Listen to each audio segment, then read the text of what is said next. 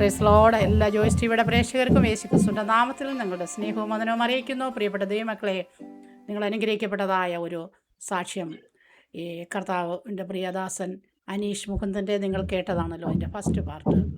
ഇനിയും ആ കർത്താവിൻ്റെ ദാസൻ്റെ ജീവിതത്തിലുണ്ടായതായ വലിയ വിപത്തും അതിനെക്കുറിച്ചുള്ളതായ നിന്ന് ഒരു വിടുതൽ നേടിയതും കർത്താവ് തന്നെ നടത്തുന്നതായ വലിയ അത്ഭുതത്തിൻ്റെതായ കാര്യങ്ങളുമാണ് നാം ഇപ്പോൾ രണ്ടാം ഭാഗത്തിൽ കേൾക്കാൻ പോകുന്നത്. വളരെയധികം ശ്രദ്ധയോടും പ്രാർത്ഥനയോടും കൂടെ നിങ്ങളായിരുന്നാൽ നിങ്ങളുടെ ഓരോരുത്തരുടെയും ആത്മീക ജീവിതത്തിൽ ഇത് വളരെയധികം അനുഗ്രഹമായി തീരും. നമുക്ക് രണ്ടാം ഭാഗത്തിലേക്ക് കടക്കാം. ഓക്കെ, പ്രൈസ് ലോർഡ് പാസ്റ്റേ. സന്തോഷമായിരിക്കുന്നല്ലോ. ദൈവത്തിന്റെ കൃപയാൽ. ഓക്കെ, വലിയവനായ ദൈവം ഇന്നും ജീവിക്കുന്ന, മരണത്തിൽ നിന്ന് ഉദ്ധാരണം കർത്താവായ യഹോവയ്ക്കുള്ളതാണല്ലോ. കർത്താവ് നമ്മെ അവിടുന്ന് വിടുവിച്ച് കർത്താവിൻ്റെ ദാസനെയും കുടുംബത്തെയും ദൈവം കണ്ടതുകൊണ്ട് കർത്താവ് വിടുവിച്ച് ഇന്നൊരു അനുഗ്രഹിക്കപ്പെട്ട ദൈവദാസനാക്കി തീർത്തിരിക്കുന്നു. ഇനി ഞാൻ തുടർന്നുള്ള സമയം കർത്താവിൻ്റെ ദാസന് ജീവിതത്തിൻ്റെ അനുഭവങ്ങളെ ഷെയർ ചെയ്യാൻ നൽകി തരികയാണ്. കർത്താവിൻ്റെ ദാസന് ജീവിതാനുഭവങ്ങളെ ഷെയർ ചെയ്യാവുന്നതാണ്. ഓക്കെ, താങ്ക് യു പാസ്റ്ററെ. ഓക്കെ,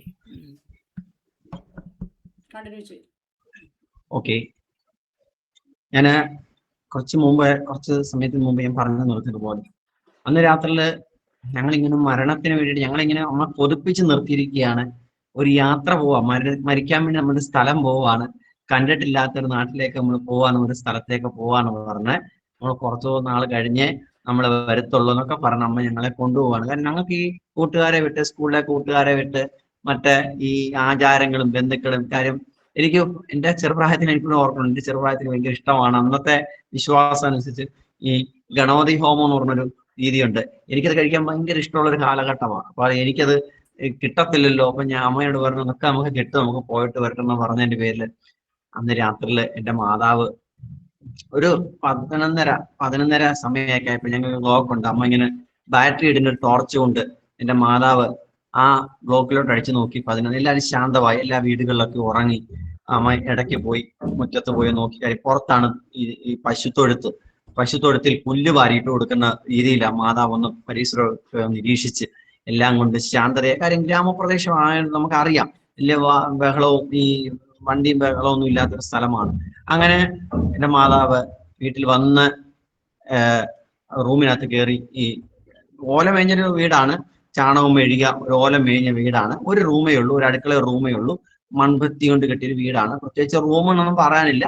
അങ്ങനെ ഒരു ചെറിയ കൂടില്ലാത്ത മാതാവ് ആട്ടുകല്ലിന്റെ അടുക്കള ഒരു മണ്ണെണ്ണൊക്കെ കത്തിച്ച്, കറണ്ടൊന്നും ഇല്ല, ഞങ്ങൾക്കന്ന് കറണ്ടൊന്നും കിട്ടിയിട്ടില്ല. അങ്ങനെ മണ്ണെണ്ണക്കിന്റെ വെളിച്ചത്തിൽ മാതാവ് 3 പാത്രത്തിനകത്ത് എന്നിട്ട് ഈ വിഷക്കുപ്പി അമ്മ പൊട്ടിച്ചിട്ട് അന്നേരം എല്ലാം ഭയങ്കര കരച്ചിലാണ്. പലതും അമ്മ എന്തൊക്കെയോ അമ്മ പറയുന്നുണ്ട്, എന്തൊക്കെയോ അമ്മ പുലമ്പുന്നുണ്ട്, എന്തൊക്കെയോ അമ്മയ്ക്ക് നിയന്ത്രിക്കാൻ കഴിയാത്ത ഒരു സ്ത്രീ 2 കുഞ്ഞുങ്ങൾ ഇല്ലാതാക്കി ലോകത്തോട് വിട പറയുന്ന കടഭാരങ്ങൾ.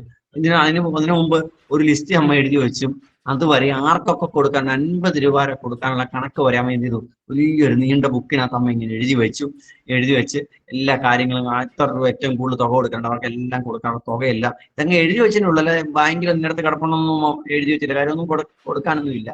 അങ്ങനെ മാതാവ് ഈ സേമിയ പായസം ഒഴിച്ച് വിഷക്കൊപ്പി പൊട്ടിച്ചപ്പോൾ തൊഴുത്തിനകത്തുനിന്ന് ഭയങ്കര ഈ പശുക്കളെ, രണ്ട് പശുവുണ്ട്, ആ പശുവിനെയും അതിന്റെ കിടാക്കുഞ്ഞിനെയും അതിന്റെ പശുക്കിടാവിനെയാണ് കൊല്ലാൻ പിടിക്കുന്ന രീതിയിലുള്ള, അറക്കാൻ പിടിക്കുന്ന രീതിയിലുള്ള അലർച്ചി അങ്ങ് ആ പശു കിടന്ന് അലറുവാണ്. ഭയങ്കര അലർച്ചിയാണ്. ഈ അലറി അങ്ങനെ മാതാവ് ഇതെന്താന്ന് ഓർത്തോണ്ട് നാട്ടുകാരെല്ലാവരും എഴുന്നേറ്റ് വരും. ഞങ്ങൾ ചെന്നില്ലെങ്കിൽ നാട്ടുകാർ എഴുന്നേറ്റ് വരും. അവരെഴുന്നേറ്റ് വരുമ്പോൾ ഞങ്ങളുടെ കാര്യാദികൾ അവർ കാണും. അതുകൊണ്ട് അമ്മ ദേഷ്യപ്പെട്ട് വായി വന്ന് എന്തൊക്കെയോ ഭാഷകളൊക്കെ പറഞ്ഞ് എൻ്റെ മാതാവ് പുറത്തിറങ്ങി ആ പശുത്തൊഴുത്തിൽ പോയി നോക്കിപ്പോയപ്പോൾ അവൻ ഒരു പശു അവിടെ എഴുന്നേറ്റ് നിൽക്കുന്നു, അതിന്റെ പശുക്കിടാവ് ഒരെണ്ണം അവിടെ കിടന്ന് അയവെട്ടുന്നു. ഇതിന്റെ രണ്ടിന്റെയും കരച്ചില ഞങ്ങൾക്ക് പുറത്ത് കേട്ടത്. അങ്ങനെ അമ്മ അവിടെ ചെന്ന് അമ്മ പറഞ്ഞു, എടുത്ത് കുടിക്കരുത്, നോക്കരുത് എന്നൊക്കെ പറഞ്ഞ് ഞങ്ങൾക്ക് ശാസനം നൽകിയിട്ടാണ് ഞങ്ങൾ പോയത്. അങ്ങനെ അമ്മ പോയി തിരിച്ചു വന്ന് അവിടെ അതിന് കുറച്ച് പുല്ലൊക്കെ ചുമ്മാതെ ഒന്നുകൂടെ ഇളക്കിയിട്ട് കൊടുത്ത് അതിന് വെള്ളമൊക്കെ നീക്കി വെച്ച് കൊടുത്ത് അതിനൊന്ന് തടവിയിട്ടൊക്കെ ഇങ്ങി വന്നു കഴിഞ്ഞപ്പോഴത്തേക്ക് അത് കഴിക്കുന്നൊന്നുമില്ല. മറ്റേ പശു ആയി വെട്ടിക്കൊണ്ട് കിടക്കുന്നു. വീണ്ടും അമ്മ റൂമിൽ ഈ അടുക്കള വഴി കയറി കതവൊക്കെ അടച്ച് എല്ലാം ഭദ്രമാക്കി അമ്മ പറഞ്ഞ ഇപ്പം തരാം എന്ന് പറഞ്ഞു. പക്ഷെ ഇപ്പം തരാം എന്ന് ഞങ്ങളോട് പറഞ്ഞു. ആഹാരം കൊടുക്കുന്ന നിലയിലാണ് ഞങ്ങളോട് പറയുന്നത്. പക്ഷെ ഇപ്പം തരാം, ഭാരപ്പെടണം എന്നൊക്കെ പറഞ്ഞ അമ്മ ഇങ്ങനെ വീണ്ടും അതിങ്ങനെ ഒഴിക്കാൻ അങ്ങോട്ട് കുപ്പി എടുത്തതും കുപ്പിയിലോട്ട് വീണ്ടും കയറി പിടിച്ചു. വീണ്ടും ഇത് അലർച്ച തുടങ്ങി. ഇങ്ങനെ അമ്മ പുറത്തിറങ്ങിപ്പോയി നോക്കും, തൊഴുത്തിൽ പോയി നോക്കും, കാണത്തില്ല, പ്രശ്നങ്ങളൊന്നും കാണത്തില്ല. അപ്പൊ അമ്മ ഓർത്തു വല്ല പാമ്പോ മറ്റേ കടിക്കുന്ന വല്ല നായ്ക്കളോ വല്ല ഉണ്ടായിരിക്കും എന്ന് ഓർത്തുകൊണ്ടൊക്കെ എല്ലാം നോക്കി, അവിടെ ഒന്നും കാണത്തില്ല. അമ്മ പറഞ്ഞു എന്തൊരു കഷ്ടമാണെന്നൊക്കെ പറഞ്ഞുകൊണ്ട് റൂമിൽ വരും. ഇതിനിടയിൽ ഞങ്ങളുടെ തൊട്ട അയൽവക്കത്തുള്ള ഒരു ചേച്ചി വിളിച്ചോണ്ട് എന്തുവാ നിർമ്മല ചേച്ചി, എന്തുവാ പ്രശ്നം? നിർമ്മലനാണ് എൻ്റെ അമ്മയുടെ പേര്. അമ്മ പറഞ്ഞു ഒന്നുമില്ല, അതിനെന്താണെന്ന് അറിയത്തില്ല, ഞാനങ്ങ് പേടിച്ചു എന്നൊക്കെ പറഞ്ഞു. ഞങ്ങൾ വരണോ ചോദിച്ചു. അമ്മ പറഞ്ഞു വേണ്ട വേണ്ട, വരേണ്ട ആവശ്യമൊന്നുമില്ലെന്ന് പറഞ്ഞു. വരുത്താതിരിക്കാൻ ശ്രമിച്ചു. അങ്ങനെ റൂമിൽ വന്ന് വീണ്ടും വന്ന് ഇത് തന്നെ റൂമിൽ വരും, പശു അലറും, വീണ്ടും പുറത്തിറങ്ങും, പശു അലറും. ഇത് റൂമിൽ കയറി കഥ അടയ്ക്കും, വീണ്ടും പശു. ഇത് തന്നെ ഞങ്ങൾക്ക് ഇപ്പം വിഷം കിട്ടും, ഇപ്പം സേമിയ പായസം കിട്ടും, ഇപ്പം വിഷം കിട്ടും. ഇങ്ങനെ നോക്കിയിരുന്ന് ഞങ്ങള് ആട്ടുകല്ലിന്റെ ചോട്ടിൽ കിടന്നു. ഞാൻ ആട്ടുകല്ലിന്റെ ചോട്ടിൽ കിടന്നു, വിഷക്കുപ്പയുടെ കീഴിൽ കിടന്നു. പെങ്ങള് ആ കട്ടിലിന്റെ സൈഡിൽ പോയി കട്ടിലെ കയറി കിടക്കാറ് സൈഡിൽ കൈയും വെച്ച് അവിടെ കിടന്ന് ഉറങ്ങുകയും ചെയ്തു. ഇപ്പം വിഷം കിട്ടും. ഇടയ്ക്കിടയ്ക്ക് അമ്മ വരും, തോർത്ത് നനയ്ക്കും, ഞങ്ങളുടെ മുഖം തുടയ്ക്കും. മുഖം തുടച്ച് വീണ്ടും ഞങ്ങളെ അവിടെ കൊണ്ടിരുത്തും. ഇത് തന്നെ ഇങ്ങനെ ആവർത്തന നടത്തിക്കൊണ്ടിരുന്നു. ഇങ്ങനെ നടത്തിക്കൊണ്ടിരിക്കുന്ന വേളയിൽ അമ്മയ്ക്ക് അങ്ങ് ദേഷ്യവും വിഷമവുമായി. ഞങ്ങൾ അങ്ങ് ഉറങ്ങിപ്പോ. ഏകദേശം ഒരു 4-4:30 വരെ, വെളുപ്പിന് ഒരു 4-4:30 വരെ ഈ വിഷം ഇങ്ങനെ തരാൻ വേണ്ടിയിട്ട് അമ്മ ഇങ്ങനെ ശ്രമിച്ചുകൊണ്ട് നടന്നു. ഒന്നും നടന്നില്ല. നടക്കാതെ കഴിഞ്ഞപ്പോഴത്തേക്ക് അമ്മയ്ക്ക് അങ്ങ് ദേഷ്യവും വിഷമവുമായി. ഈ അമ്മ ഈ പാത്രമൊക്കെ എടുത്ത് ഞങ്ങളുടെ പറമ്പിലോട്ട് എടുത്ത് അടുക്കള വഴി എടുത്ത് പുറത്തോട്ട് എറിഞ്ഞു. അയൽവക്കത്തെ വീട്ടുകാർ ചോദിച്ചു എന്താ ചേച്ചി പറ്റി? അമ്മ പറഞ്ഞു ഒന്നുമില്ല എന്ന് പറഞ്ഞു. ഒന്നും പറയാൻ പോയില്ല. കലക്കി ഇതൊക്കെ എടുത്ത് പുറത്തോട്ട് കളഞ്ഞു. ബാക്കി ഉണ്ടായിരുന്ന വിഷം എൻ്റെ അമ്മി ഒരു പഴയ ഒരു തുണിക്കകത്ത് നല്ലവണ്ണം കെട്ടിപ്പൊതിഞ്ഞ് ഡ്രങ്ക് പെട്ടിക്കകത്ത്, ഞങ്ങളുടെ വീട്ടിലൊരു ഡ്രങ്ക് പെട്ടിയുള്ള അലമാരി ഒന്നുമില്ല, മറ്റേ സൂക്കേഴ്സുകളൊന്നുമില്ല, ബാഗുകളൊന്നും, ഒരു ഡ്രങ്ക് പെട്ടിക്കകത്ത്, ഒരു പാട്ട കൊണ്ടുള്ള തകരപ്പെട്ടിക്കകത്ത് തുണിക്കടിയിൽ കൊണ്ട് പാത്തു വെച്ചു. അങ്ങനെ ഞങ്ങൾ ഉറങ്ങി ഞങ്ങൾ താമസിച്ച് എഴുന്നേറ്റത്. ഞങ്ങളൊരു 10-10:30 ആയപ്പോഴാണ് ഞങ്ങൾ എഴുന്നേറ്റ്. ഞാൻ എൻ്റെ പെങ്ങളും. കാര്യം രാത്രികളിൽ ഉറക്കുളച്ച് വിഷം ഇപ്പൊ കിട്ടും എന്ന് പറഞ്ഞ് ഞങ്ങൾ ഉറക്കുളച്ച്. അമ്മയും അങ്ങ് ഉറങ്ങിപ്പോയി. സഹിച്ചറിയാൻ ഭാര്യയോട് യാത്ര പറഞ്ഞിട്ട് വന്നുകൊണ്ട് അവിടെ നിന്ന് ജോലിക്ക് പോകണ്ടാത്തതുകൊണ്ട് അമ്മയും അങ്ങ് ഉറങ്ങിപ്പോയി. പിറ്റേന്ന് രാവിലെ നന്നാ താമസിച്ച് എഴുന്നേറ്റത്. ഞങ്ങൾ സ്കൂളിൽ പോയില്ല.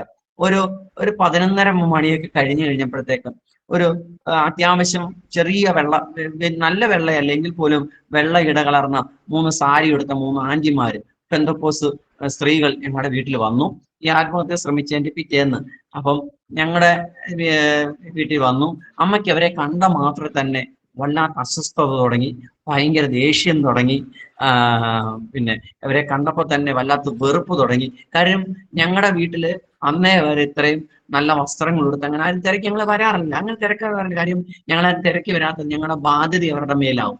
ഞങ്ങൾക്ക് അവർക്ക് ഒരു അധികപ്പറ്റാവും. ഞങ്ങളുടെ ബന്ധുമിത്രാദികൾക്കും സ്വന്തക്കാർക്കും ഞങ്ങൾക്ക് സകലർക്കും ഞങ്ങളൊരു അധികപ്പറ്റാവും. അങ്ങനെ ആരും ഞങ്ങളെ തിരക്കി വരത്തില്ല. അമ്മയ്ക്ക് ഞാൻ മുമ്പേ പറഞ്ഞതുപോലെ 2 സഹോദരങ്ങളുണ്ട്, അവരുടെ കുടുംബമുണ്ട്. അവരൊന്നും ഞങ്ങളുടെ കാര്യത്തിൽ അധികം ഇടപെടത്തില്ല.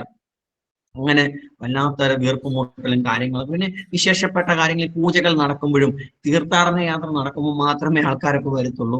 അങ്ങനെ പിന്നെ ആകെക്കൂടെ ഞങ്ങളെ തിരക്കി വരുന്ന കടക്കാരാണ്. സാമ്പത്തിക കൊടുക്കാനുള്ള കടക്കാരും മറ്റു പ്രിയപ്പെട്ടവരുമാണ്. അങ്ങനെ ഞങ്ങൾ നേരം ചോദിച്ച് ആഹാരം കഴിക്കുന്ന ആ കാലഘട്ടത്തിൽ ആ ഭവനത്തിലേക്ക് 3 പെന്തക്കോസ്ത് ആന്റിമാര് ഞങ്ങളുടെ വീട്ടിലേക്ക് വന്നു. ഞാനിങ്ങനെ വചനം പ്രസംഗിക്കാൻ സ്ഥലം കിട്ടുന്നിടത്തൊക്കെ ഉപവാസ പ്രാർത്ഥന വേളയിലൊക്കെ ഞാനിങ്ങനെ പറയുന്നൊരു കാര്യമുണ്ട്. അവർക്ക് ഒരു ക്ഷണവും കൊടുക്കാതെ, നമ്മൾക്കൊക്കെ ക്ഷണക്കത്ത് കിട്ടിയാലേ ഈ ക്രിസ്തീയ ലോകത്ത് നമ്മളൊരു വ്യക്തിയോട് സുവിശേഷം പറയത്തുള്ളൂ. ഒരു വ്യക്തി അനുഭവിക്കുന്ന വേദന എന്തെന്ന് അറിഞ്ഞ് നമ്മൾ അവനിൽ നിന്നും പ്രത്യേക ക്ഷണക്കത്ത് കിട്ടി, ക്ഷണം ലഭിച്ചതിന് ശേഷമേ അവനിൽ നിന്ന് ഒരു ഓർഡർ കിട്ടിയതിന് ശേഷം നമ്മൾ അവനോട് ഇടപെടത്തുള്ളൂ. പക്ഷെ ഈ 3 സ്ത്രീകള് ഞങ്ങളുടെ സമീപത്ത് ഒരു AG ചർച്ചുണ്ട്, അസംസക്കോട് എന്ന് പറഞ്ഞ AG സഭയുണ്ട്, AG സഭ കൊഴുവിലൂര്. ആ AG സഭയിലെ ആ സഭ തുടക്കം ഇട്ട ഒരു അമ്മച്ചിയുണ്ട്, തുടക്കക്കാരിയായ ഒരു അമ്മച്ചിയുണ്ട്, മൂളിയമ്മച്ചി എന്ന് പറയും. ഈ അമ്മച്ചിക്ക് 4 പെമ്മക്കളാ. 4 പെമ്മക്കളെ അമ്മച്ചി കെട്ടിച്ചു. അന്നത്തെ കാലത്ത് അപ്പച്ചനും ഒക്കെ ഉണ്ട്. 4 പെമ്മക്കളെയും അമ്മച്ചിയുടെ കഴിവിനും പ്രാപ്തിക്കും എത്തിപ്പിടിക്കത്തക്ക നിലവാരത്തിൽ, അവരുടെ ബുദ്ധി കൊണ്ട് എത്തിപ്പിടിക്കുന്ന നിലവാരത്തിൽ ദൈവ തലമുറകളെ ആദരിച്ചു. ദൈവം അവരെ എത്തിക്കേണ്ടത് എത്തിച്ചു. പക്ഷെ എങ്കിലും അമ്മച്ചിയിൽ ഒരു ഉത്തരവാദിത്വം ഉണ്ടായിരുന്നു, ഒരു സുവിശേഷ ആത്മാവ് അമ്മച്ചിക്ക് ഉണ്ടായിരുന്നു, ഒരു ആത്മഭാരമുള്ള ഒരു അമ്മച്ചിയായിരുന്നു. ഈ അമ്മച്ചിയും സഭയിലെ പാസ്റ്റർ ഭാര്യയും കൂടെ ഞങ്ങളുടെ വീട്ടിൽ വന്നു ഞങ്ങളോട് ഇങ്ങനെ സുവിശേഷം പറഞ്ഞു. ഇവർ വന്ന് മുറ്റത്ത് നിൽക്കുകയല്ലായിരുന്നു, അല്പം കുശലം ചോദിച്ച് തന്നെ ഞങ്ങളോട് തന്നെ ചോദിച്ചു. അവരുടെ സ്വന്തം വീട് പോലെ അവരിങ്ങനെ അകത്തോട്ട് അങ്ങ് കയറി അവരങ്ങ് ഇരുന്നു. ഞങ്ങൾ അങ്ങ് ചോദിച്ചത് എന്തൊരു മനുഷ്യരാ. ഞങ്ങൾ സ്വയം അമ്മ അങ്ങ് ചിന്തിച്ചു, ഇവരെന്തോ മനുഷ്യരാ. അവര് ചോദിച്ചു, അമ്മ ചോദിച്ചു എന്തിനകത്ത് കയറിയത് എന്നാ കാര്യം, ക്ഷണിച്ചില്ലല്ലോ എന്നുള്ള അർത്ഥത്തിൽ അവരോട് ചോദിച്ചു എന്തിനകത്ത് കയറിയത്. അവര് പറഞ്ഞു, അയാൾ നിന്റെ വീട്ടിലോട്ട് വരുന്ന പക്ഷേ ക്ഷണത്തിന്റെ ആവശ്യമൊന്നുമില്ല, നീ ഞങ്ങളെ ഞങ്ങളുടെ അവര് വന്ന മാത്രയില് ഒരു ചില കാര്യാദികളൊക്കെ പറഞ്ഞു. അപ്പൊ ഇതിനിടവേളയിൽ ആ രാത്രിയില് ഈ അമ്മാമ്മമാരുടെ ഭവനത്തിനകത്ത് ഒരു ദൈവപ്രവൃത്തി അവിടെ നടന്നു. ഒരു ദൈവപ്രവൃത്തി. അപ്പോൾ ഈ ദൈവപ്രവൃത്തി വന്നു നടന്നെ അവര് ഞങ്ങളെ പേടിപ്പിക്കാൻ വേണ്ടിയിട്ട് അവര് വലിയ സംഭവമാണെന്നോ ഒന്നും പറയാൻ ഇടവരുത്താതെ അവര് തന്നെ സുവിശേഷത്തിലേക്കും കടന്നു. ഞങ്ങളുടെ കുശലാന്വേഷണമൊക്കെ ചോദിച്ച് ഞങ്ങളുടെ അടുക്കളക്കകത്ത് സ്വാതന്ത്ര്യത്തോട് ഒരു മകളെ തിരക്കാൻ അമ്മമാര് വരുന്നത് പോലെ, സ്വന്തം അമ്മയും ഒക്കെ വന്ന് തിരക്കും, സഹോദരിമാര് ചേട്ടത്തിമാര് വന്ന് തിരക്കുന്നത് പോലെ ഒരു അടുക്കളക്കകത്തോട് കയറി ഞങ്ങൾ എന്തെങ്കിലും വെച്ചിട്ടുണ്ടോ, കുടിച്ചിട്ടുണ്ടോ, എന്തെങ്കിലും കഴിച്ചിട്ടുണ്ടോ, ഉള്ള കഞ്ഞിക്കലൊക്കെ ഒന്ന് പൊക്കി നോക്കി, മീൻകറി ഒന്നും മേടിച്ചില്ലയോ, ഇന്ന് പശു പാല് നിങ്ങൾ കൊണ്ടുപോയില്ല, പശുവിന്റെ പാല് കൊണ്ടുപോയില്ല എന്നൊക്കെ ചോദിച്ച്, മക്കളെ നിങ്ങൾ എന്താ കഴിച്ചത് എന്നൊക്കെ ചോദിച്ചു ഞങ്ങളുടെ താടിയിലൊക്കെ ഒന്ന് പിടിച്ച് തടവിട്ട് അവർ വന്നു പറഞ്ഞു. അമ്മയ്ക്കങ്ങ് വെറുപ്പാ, ഇറക്കി വിടാനും വയ്യ. കാര്യം ദേശത്ത് അത്യാവശ്യം സാമ്പത്തിക ശേഷിയുള്ളവരാ. ഇനി അവരോടും കൂടെ ഉള്ളൂ സാമ്പത്തികം മേടിക്കാത്തത്. അവരെ പിണക്കിക്കരുതല്ലോ, എന്തെങ്കിലും ഒരു അവസ്ഥ വന്നാൽ അവരോട് പോയി ചോദിക്കേണ്ടി വരുമല്ലോ എന്ന് ഓർത്തുകൊണ്ട് ഇറക്കാനും വയ്യ, അകത്തോട്ട് കയറ്റി ഇരുത്താനും വയ്യാത്തൊരവസ്ഥയിൽ എൻ്റെ മാതാവ് അവർ വീണ്ടും വന്ന ഇരിപ്പിടത്തിലൊക്കെ വന്നിരുന്നു. ഒരാൾ ഞങ്ങളുടെ കട്ടിലിരുന്നു, 2 സ്ത്രീകൾ ആ കസാലിലിരുന്നു. ഞങ്ങളുടെ വീടിന് നടുക്കൊരു തൂണുണ്ട്. ആ തൂണിൽ അമ്മ ഇങ്ങനെ ചാരി ഇങ്ങനെ കെട്ടിപ്പിടിച്ചുകൊണ്ട് നിൽക്കുകയാണ്. അമ്മ ചോദിച്ചു, എന്താ കാര്യം, എന്തിനാ വന്നിട്ട്? പ്രാർത്ഥിക്കാൻ വന്നാൽ ഇവിടെ നടക്കത്തില്ല, അത് വേണ്ട, അതിന്റെ ആവശ്യം ഇവിടെ ഇല്ല. ഇവിടെ എല്ലാം കൊണ്ട് ഞങ്ങളിവിടെ പൊറുതി മുട്ടി നിൽക്കുക. അപ്പൊ അവര് പറഞ്ഞു, നിന്റെ എല്ലാ പൊറുതിമുട്ടലുകൾക്കും യേശു പരിഹാരകനാന്ന് പറഞ്ഞു. അമ്മ പറഞ്ഞു, ഇനി ഒരു പരിഹാരകനും വേണ്ട, ഞങ്ങൾക്ക് ഒന്നും പരിഹരിക്കുകയും വേണ്ട, ഇതുവരെ ത്തോളം പരിഹരിച്ചതൊക്കെ മതി, ഞങ്ങൾ അനുഭവിച്ചു, ഞങ്ങൾക്ക് ഇനി ഒന്നും. അപ്പൊ അവര് പറഞ്ഞു, നീ അനുഭവിക്കേണ്ടതെല്ലാം, നിന്റെ കുഞ്ഞുങ്ങൾ അനുഭവിക്കേണ്ടതെല്ലാം നിന്റെ കർത്താവ് ക്രൂശിൽ അനുഭവിച്ചാന്ന് പറഞ്ഞു. അപ്പോൾ അമ്മ എടുത്ത വായി ചോദിച്ചു, യേശുവിനോട് പറഞ്ഞില്ലല്ലോ ഞങ്ങൾ പറഞ്ഞ കാര്യം അനുഭവിക്കാൻ, അങ്ങേരോട് ആരാണ്ട് ആവശ്യപ്പെട്ടോ? ഒരു സാധാരണ നാടൻ ഭാഷയിൽ അമ്മ ചോദിച്ചു, അങ്ങേരോട് ആവശ്യപ്പെട്ടില്ലല്ലോ ഞങ്ങളുടെ അനുഭവം കൊണ്ട് അനുഭവിക്കാൻ, അങ്ങേര് അനുഭവിച്ചിട്ടാണോ ഞങ്ങൾ ഈ വേദനയൊക്കെ അനുഭവിക്കുന്നത് ചോദിച്ചു. അങ്ങനെ അപ്പൊ അമ്മച്ചി പറഞ്ഞു, മോളെ നീ എന്നും സജിച്ചെറിയാന്റെ വീട്ടു ജോലിയും കഴിഞ്ഞ് വരുമ്പോൾ ഞാൻ നിന്നെ ഒന്ന് പിടിക്കാൻ നോക്കും, നിന്നെ ഒന്ന് കൈ കിട്ടാൻ നോക്കും, പക്ഷെ നീ പിടുത്തം തരത്തില്ല, നീ മുഖം തരത്തില്ല. കാര്യം സജിച്ചെറിയാന്റെ ഈ അമ്മച്ചിയുടെ വീട് ഏകദേശം അടുത്തടുത്ത മുഖാമുഖമാണ്, പക്ഷെ പിടുത്തം തരത്തില്ല, നീ ഞങ്ങളെ വെറുപ്പോടുകൂടിയ. പക്ഷെ ഇന്നലെ രാത്രി നീ ഒരുത്തി കാരണം, നിന്റെ വീട് കാരണം ഇന്നലെ ഞങ്ങൾ സേവിക്കുന്ന ദൈവം, നിന്റെ ദൈവം, ഞങ്ങളുടെ ദൈവം ഉറക്കിയിട്ടില്ലെന്ന് പറഞ്ഞു. അപ്പൊ അമ്മ പറഞ്ഞു, നിങ്ങൾക്ക് ദൈവം ഉണ്ടായിരിക്കും, പക്ഷെ നിങ്ങളുടെ ദൈവമല്ല ഞങ്ങളുടെ ദൈവം വേറെയാന്ന് പറഞ്ഞു. അപ്പൊ അമ്മച്ചി ചിരിച്ചു. അമ്മച്ചിമാര് ചിരിച്ചിട്ട് ഞങ്ങളെ വീണ്ടും ഞങ്ങളോട് തർക്കിക്കാൻ ഇടവരുത്താതെ അവർ അടുത്ത ഘട്ടത്തിലേക്ക് അവർ കടന്നു. ചില കാര്യങ്ങൾ അവർ പറഞ്ഞിട്ട് പറഞ്ഞു, സുവിശേഷം പറയാനും യേശു സ്നേഹമാണെന്ന് പറഞ്ഞു. അമ്മ പറഞ്ഞു, ഒരുത്തരുടെ സ്നേഹം വേണ്ട, പെറ്റതള്ളക്ക് എന്നെ വേണ്ട, എൻ്റെ കെട്ടിയോൻ എന്നെ വേണ്ട, സ്വന്തക്കാർക്ക് ഞങ്ങളെ വേണ്ട, ഞങ്ങൾ സേവിച്ച് നിൽക്കുന്ന ദൈവങ്ങൾക്ക്, ഞങ്ങൾ പൂജകൾ ചെയ്യുന്ന ആർക്കും ഞങ്ങളെ വേണ്ട, പിന്നെ ഇനി നിങ്ങളുടെ സ്നേഹം കൊണ്ട് ഇനി സ്നേഹിച്ചതൊക്കെ മതി, ഒരു സ്നേഹം വേണ്ട, കുറെ കടമുണ്ട്,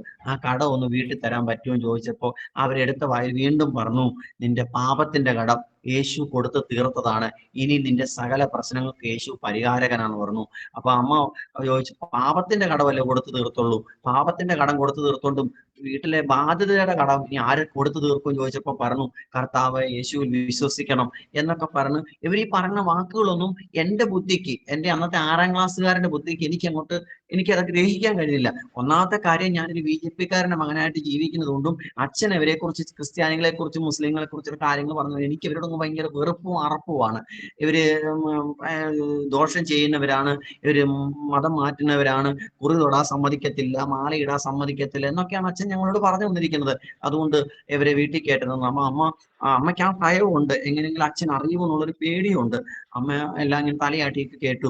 അമ്മ ചോദിച്ചു, ഈ യേശുവിനെ അറിഞ്ഞാൽ ഞങ്ങളുടെ കടം മാറുമോ, ഞങ്ങൾക്ക് അത് മാറുമോ, ഇത് മാറുമോ, ഞങ്ങൾക്ക് ആഹാരം കിട്ടുമോ, എൻ്റെ കുഞ്ഞുങ്ങൾക്ക് വിദ്യാഭ്യാസം കിട്ടുമോ? അപ്പൊ അവര് പറഞ്ഞു, ഈ യേശു ജീവിക്കുന്നോണ്ടാ ഇപ്പോഴും നീ ഭൂമിയിൽ ജീവിക്കണമെന്ന് അമ്മച്ചിമാര് പറഞ്ഞു. ഈ യേശു ഉള്ളത് കൊണ്ടാണ് ഈ ഭൂമിയിൽ ഇപ്പോഴും ജീവിച്ചിരിക്കുന്ന മോളെ എന്ന് പറഞ്ഞു. അപ്പോൾ അവര് കുറച്ച് കഴിഞ്ഞപ്പോഴത്തേക്ക് അമ്മ ഇവരെ വായ അടപ്പിക്കാൻ നോക്കുന്നു. അവരതിനനുസരിച്ച് വീണ്ടും പരിശുദ്ധാത്മാവിൽ, ദൈവാത്മാവിൽ ഞങ്ങളോട് സംസാരിക്കുകയാണ്.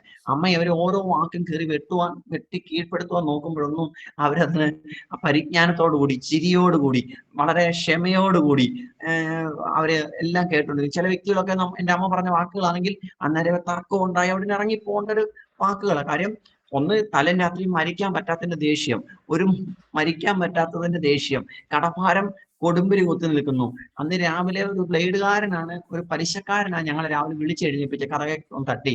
അങ്ങേരെ വായിരിക്കുന്ന എല്ലാം കേട്ടിട്ട് പോയതിന്റെ ദേഷ്യം.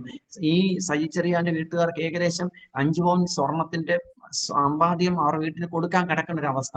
ഇങ്ങനെ ഓരോന്നും എണ്ണി തിട്ടപ്പെടുത്തിയാൽ നിലയിൽ കിടക്കുക. അപ്പൊ ഇവരെ വെറുപ്പിക്കാനും വരും, ഇവരെന്തെങ്കിലും തന്നിട്ട് പോയാലോ. ഇങ്ങനെ നമ്മൾ കേട്ടിട്ടുണ്ട്, ക്രിസ്ത്യാനികളെ ചേർത്ത് പിടിച്ചാൽ ക്രിസ്ത്യാനികൾ അമേരിക്കയിൽ നിന്ന് പൈസ വരുത്തി തരും, അവിടുന്ന് പൈസ വരുത്തി തരും, ഇവിടുന്ന് വരുത്തി തരും, ക്രിസ്ത്യാനികൾ നമ്മുടെ ഫോട്ടോ എടുത്ത്. ഇങ്ങനെയുള്ളൊരു ധാരണ ആ കാലഘട്ടത്തിൽ കേരളത്തിൽ ഇങ്ങനെ ഓടുന്ന ഒരു കാലഘട്ടം.